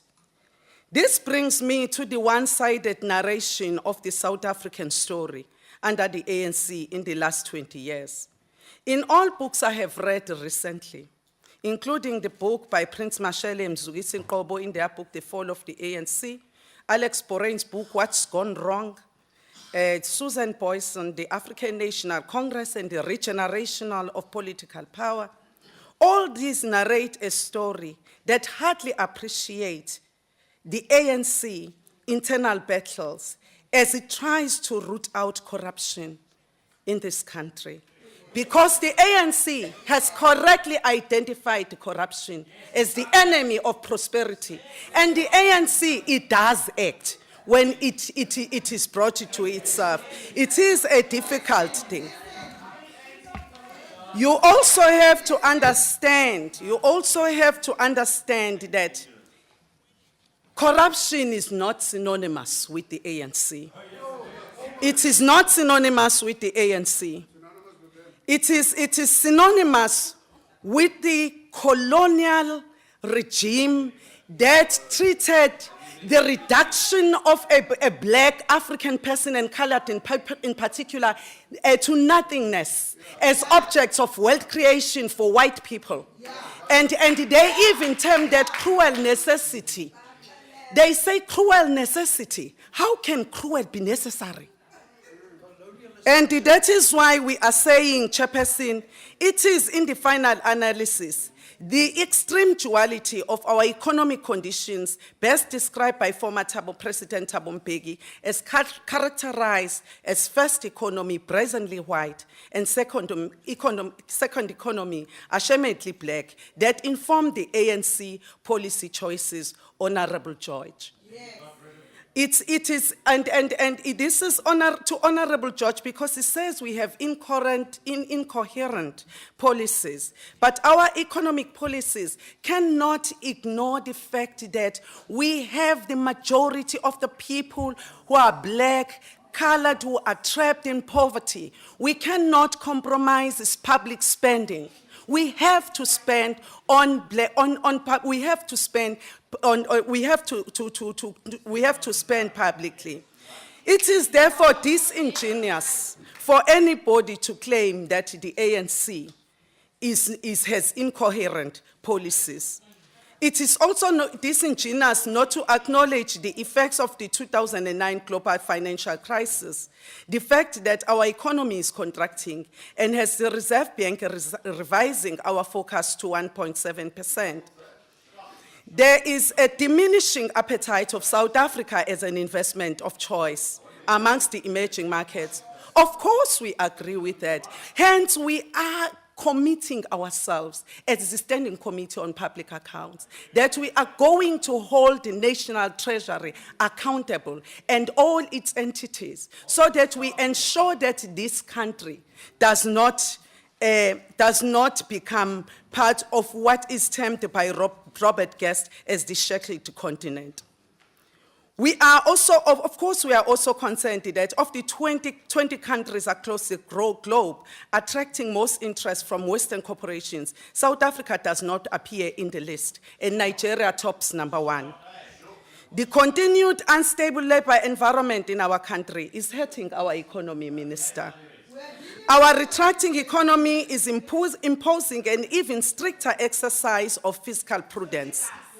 The decline in company income tax, which accounted for 24.7% in 2007-08 and down to 19.8% in 2012-13 fiscal year, amidst personal income tax that has more than quadrupled since 2008-09 fiscal year, are clear indicators of our economic challenges at hand and a clear call for us to perform effective oversight irrespective of our ideological orientation to ensure that this country emerges as a victor at the end. Compounding these factors are the complexities of South African receiver of revenues global operational environment, marked by covert tax dodging methods and techniques such as sophisticated profit-shifting practices by multinational companies and illicit tobacco trade. As the Standing Committee on Finance, we remain extremely concerned on international credit rating agencies whose downgrading of South Africa's financial institutions lead to the high cost of borrowing and defy logic, as since 1994, we've been a stable constitutional democracy, notwithstanding our own mistakes and weaknesses. We have also, in the last 20 years, only had 3 finance ministers, highly competent, who are really committed in fiscal prudence. And therefore, they have all of them have actually ensured that we meet our global fiscal commitments, whilst ensuring that our agenda to a prosperous society is not compromised. The Finance Committee has made an undertaking of vigorously scrutinizing the effectiveness of SARS programs in dealing with these tax evasion practices. And I must say, Honorable Shivambu, that the Standing Committee took a decision, I'm not sure if you were there, that we are going to ensure that the high net earning individuals who are evading tax, we are going to be making sure that SARS is acting on them. And that includes even the leader of your party, who is a tax evasionist. And we recommended that he sells some of his Rolex. I mean, in fact, he must sell all of his Rolex watches, because I know that he does have a cell phone. So he does need a Rolex watch. And we also suggest that now that you are wearing red overalls, he no longer needs the red overalls. So we can't afford this deficit in SARS as a result of an honorable man. Honorable Koza, can you take a seat? Honorable Shivambu. The honorable member is making allegations about the leader of the economic freedom fighters, who is an honorable member of this parliament. And she's speaking about Rolex watches. Okay. What is the order, Honorable? The order is that she's misleading parliament about basic things. She's attacking the person of the leader of the party. And we want to ask her to Honorable withdraw Shivambu, that can you please? remark that she just made now. Honorable Please. Shivambu, it is for the chair to advise a member whether to withdraw or not to withdraw. So can you please take your seat? I've heard your order. I'll make a ruling. Honorable Koza, can you continue? Chair, it is an open secret that Shivambu himself and Honorable Malema, they wear Louis Vuitton shoes. Now they are wearing Bokam boots. They must auction those and pay SARS. I'm not going to retract. Honorable Koza. Honorable Koza. Honorable Shivambu, can you take a seat? Can we Honorable raise order Shivambu. first? Yes. Honorable Shivambu, can you take a seat? Okay, but can we raise order first Can before you I sit please down? take a seat? Okay. Honorable Koza, in terms of parliamentary rules, the statement you made about Honorable Malema of having evaded tax stated without proof at the moment, I think you need to withdraw those allegations. Madam Chair, I withdraw this statement, but the merits remain. Thank you, Madam Chair. Can you please Madam withdraw? I withdraw, Madam Unreservedly. Chair. I withdraw, Madam Chair. Thank you, Honorable Kosi. Madam Chair, despite all the challenges that we face, it is also very important for us that as we exercise our financial oversight, we acknowledge that the achievements that have been made under the ANC-led government, often conveniently omitted by political commentators and opposition parties in their narration of the last 20 years of freedom. South Africa is not dependent on foreign aid, as is the case in most parts of the African continent.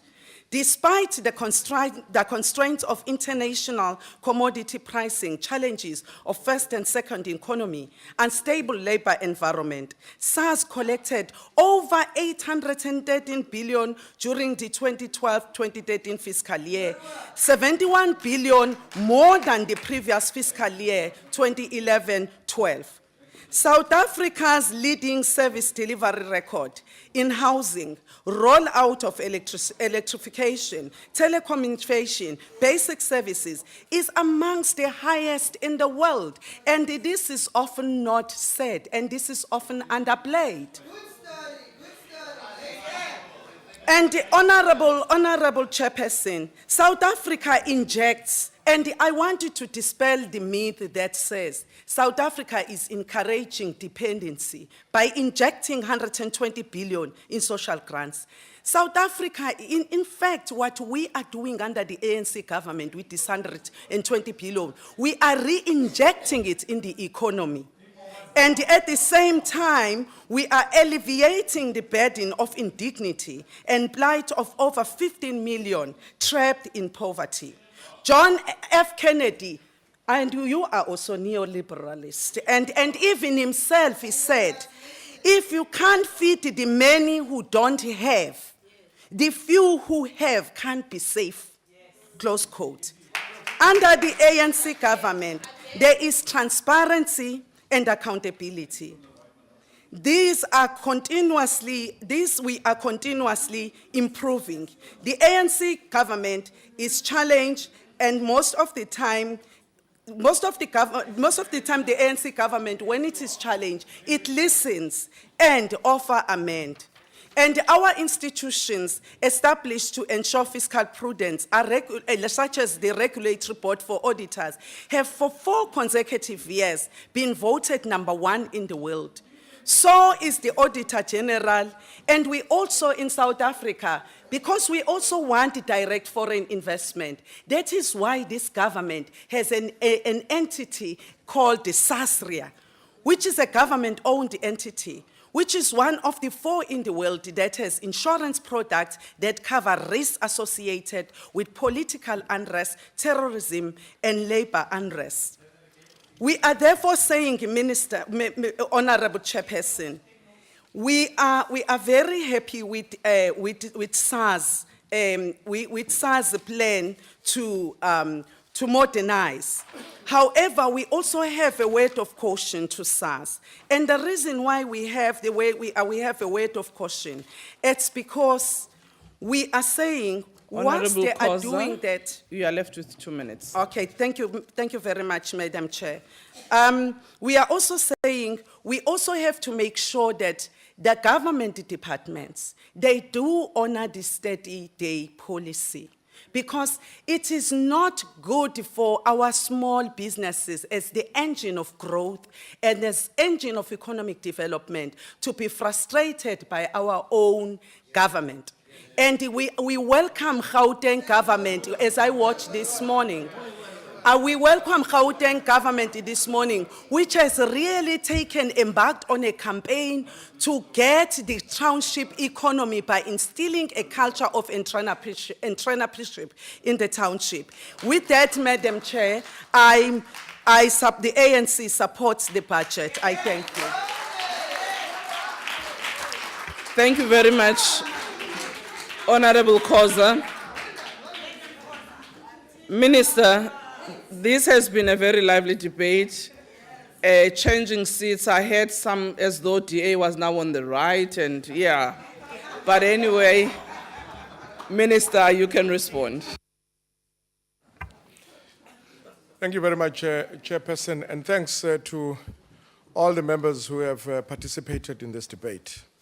Indeed, we will come from different angles when we make our points, which is evidence of the democracy that we have brought about and the 20 years of its maturity. The chair of the committee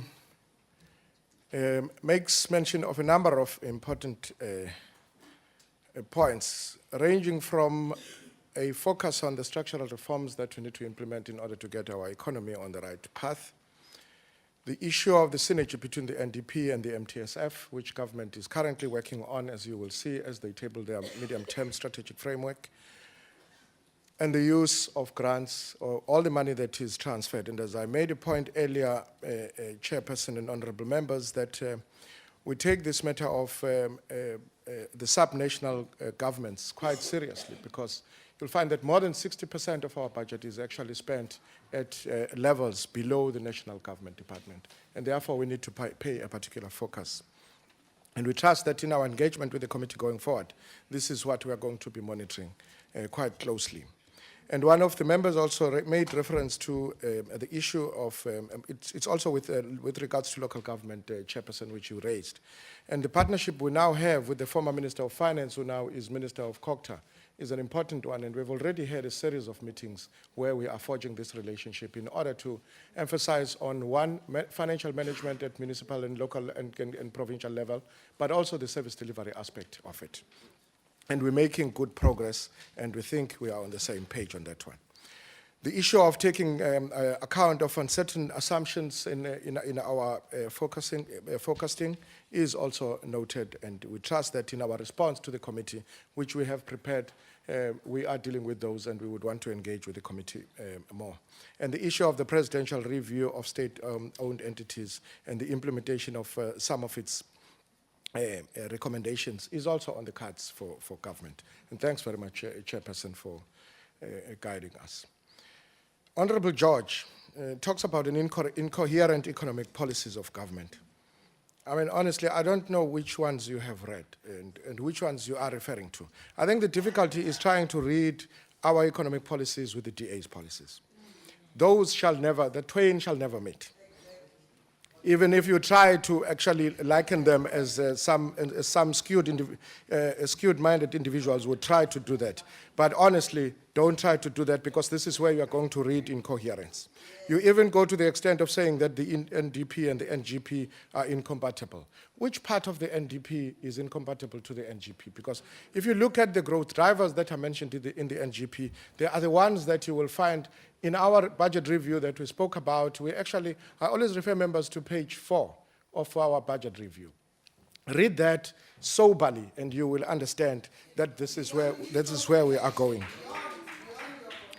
Again, you talk about corruption, and you go all over again, and that is why you actually couldn't get the votes you wanted, because you focused on Gandla instead of focusing on your policies that you were putting forward. It is on the basis of the legislative framework that we, as this ANC government, put in place that you are today able to identify corruption.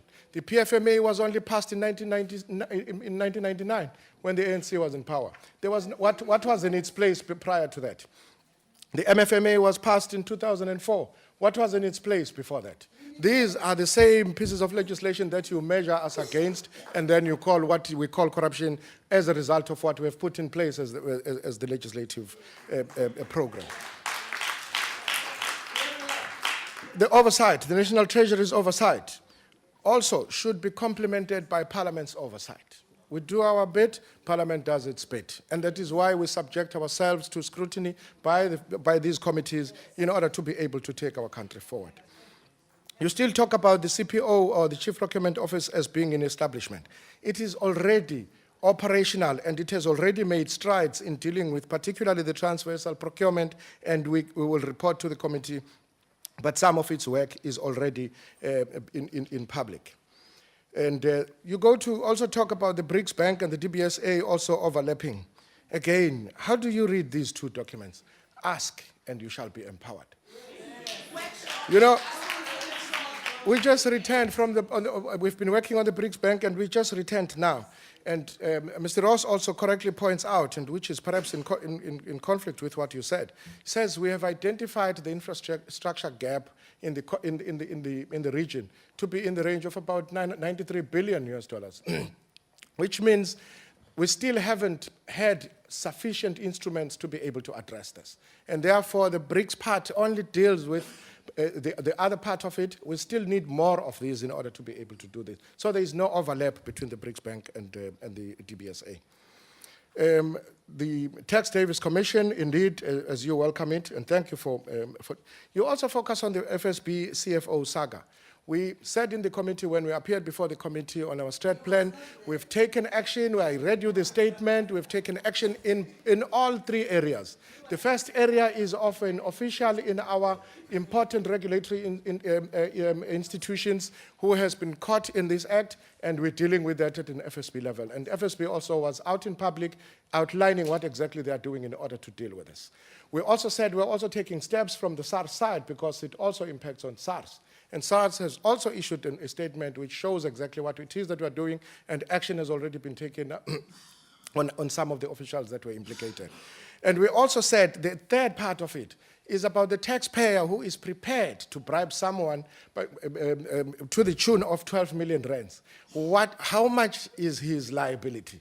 We need to focus on that taxpayer as well, and you completely lose sight of that taxpayer, because that's the person we should actually be dealing with.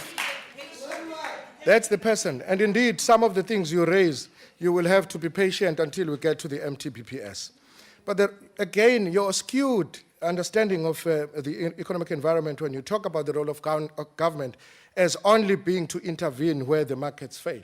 That's not what government is about. Government actually also has to play an active role in making sure that we drive our economic and developmental agenda. And Honorable Shivambu, you have already been assisted with a number of things. And I would just want to say to you, you are going to have an interesting 5 years of learning. And we are available to assist, yes. You know, the ANC started discussing this issue of growth and development before you were born. And we came to the conclusion that there is no way you can redistribute wealth before you create it. So growth is primary. So in the 5 years, Other chair. In the 5 years, Honorable Member. Honorable Minister, you can take a pause. Is there a point of order, Honorable Shibambo? Look, the Honorable Minister does not know when I was born. Honorable Shibambo. And he's misleading the Honorable House. Shibambo. It's misleading the House. Honorable He must withdraw Shibambo, that. can you please take a seat? He must withdraw the Can you misleading please statements he take a just seat? made now. He does not Order, know when I honorable was born members. first. And he Honorable must withdraw Shibambo. such a thing. Honorable Minister, just a pause. Honorable Shibambo, if you make a point of order, can you please be straight on the point? Don't make a speech as you try to make a point of order. Thank you very much. Honorable Minister, continue. Thank you. But can we have a ruling, Chair?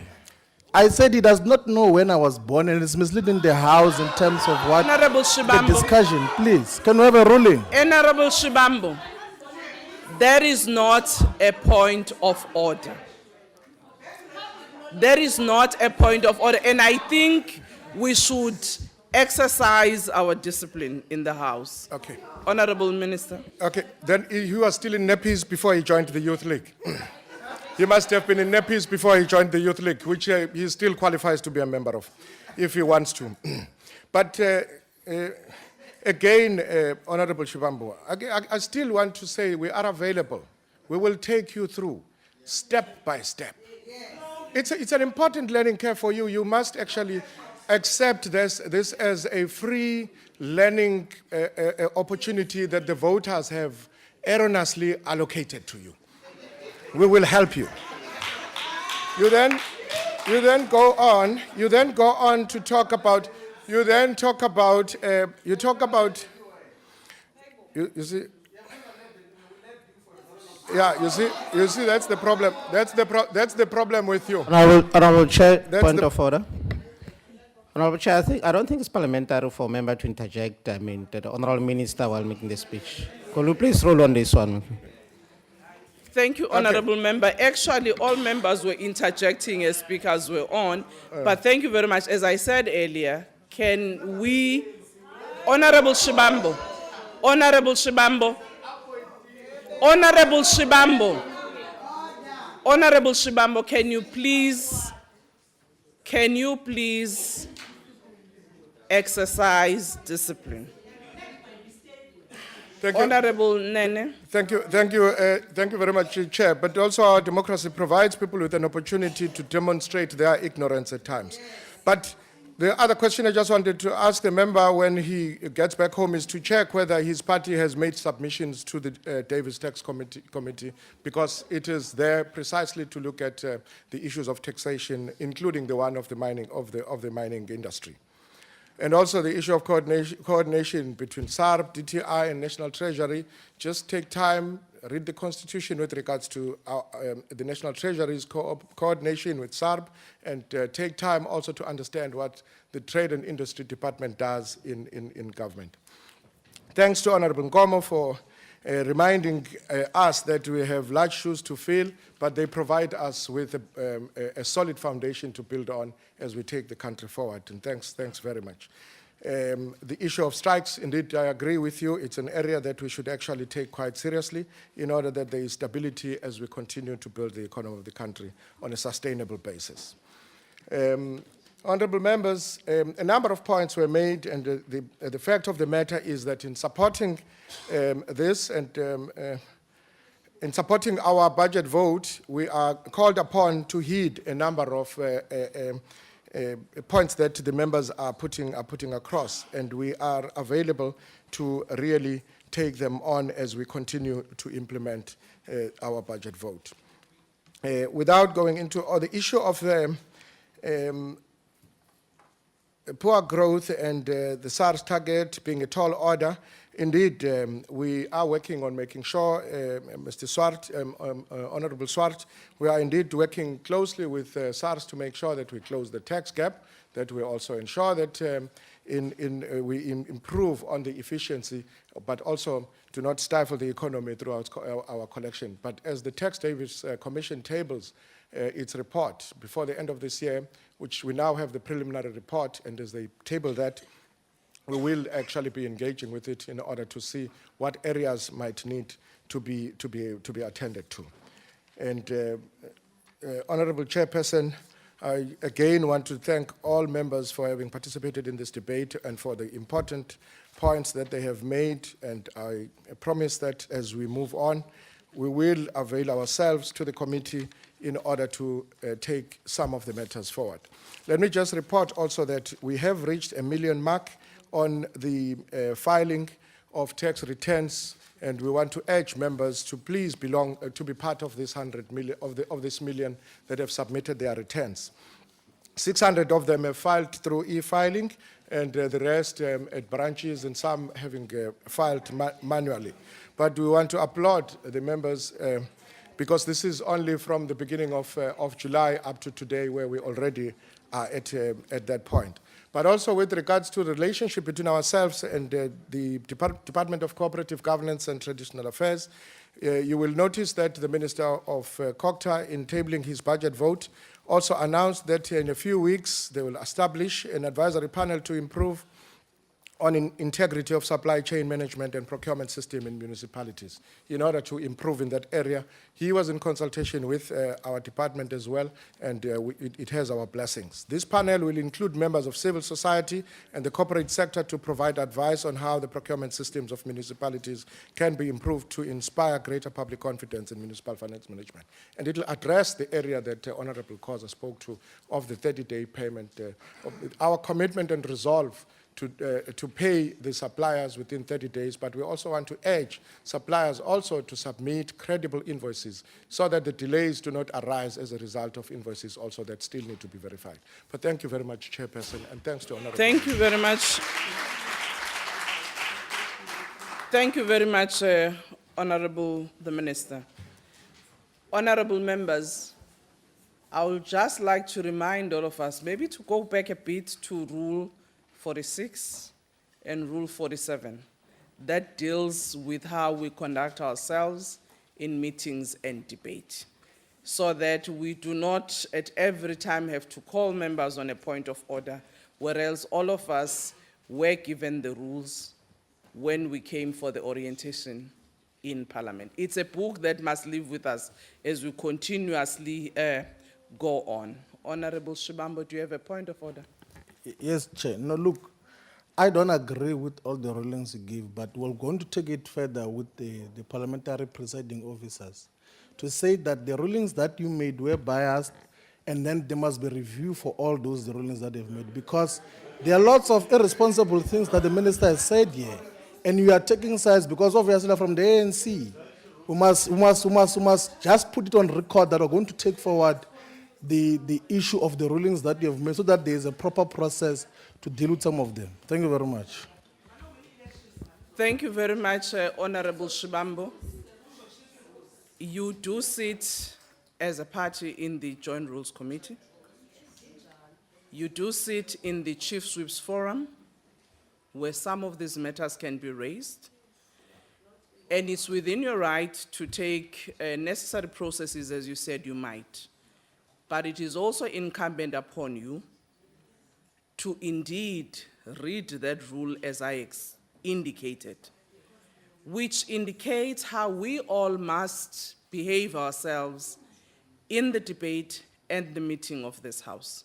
You requested an order, you went on, and I made the ruling, which was indeed in your favor, actually, on that ruling. But also you kept on going and on, and I reminded you that when you make a point of order, please be straight on the point. But obviously, as indicated earlier, I will just ask all of us to remember what the rules of meetings and our conduct are supposed to be. Honourable members, you are reminded that the EPC on Performance and Monitoring and Evaluation and Statistics South Africa will meet at 14 hours in the Old Assembly Chamber. This concludes the debate and the business of this EPC. The committee will soon rise.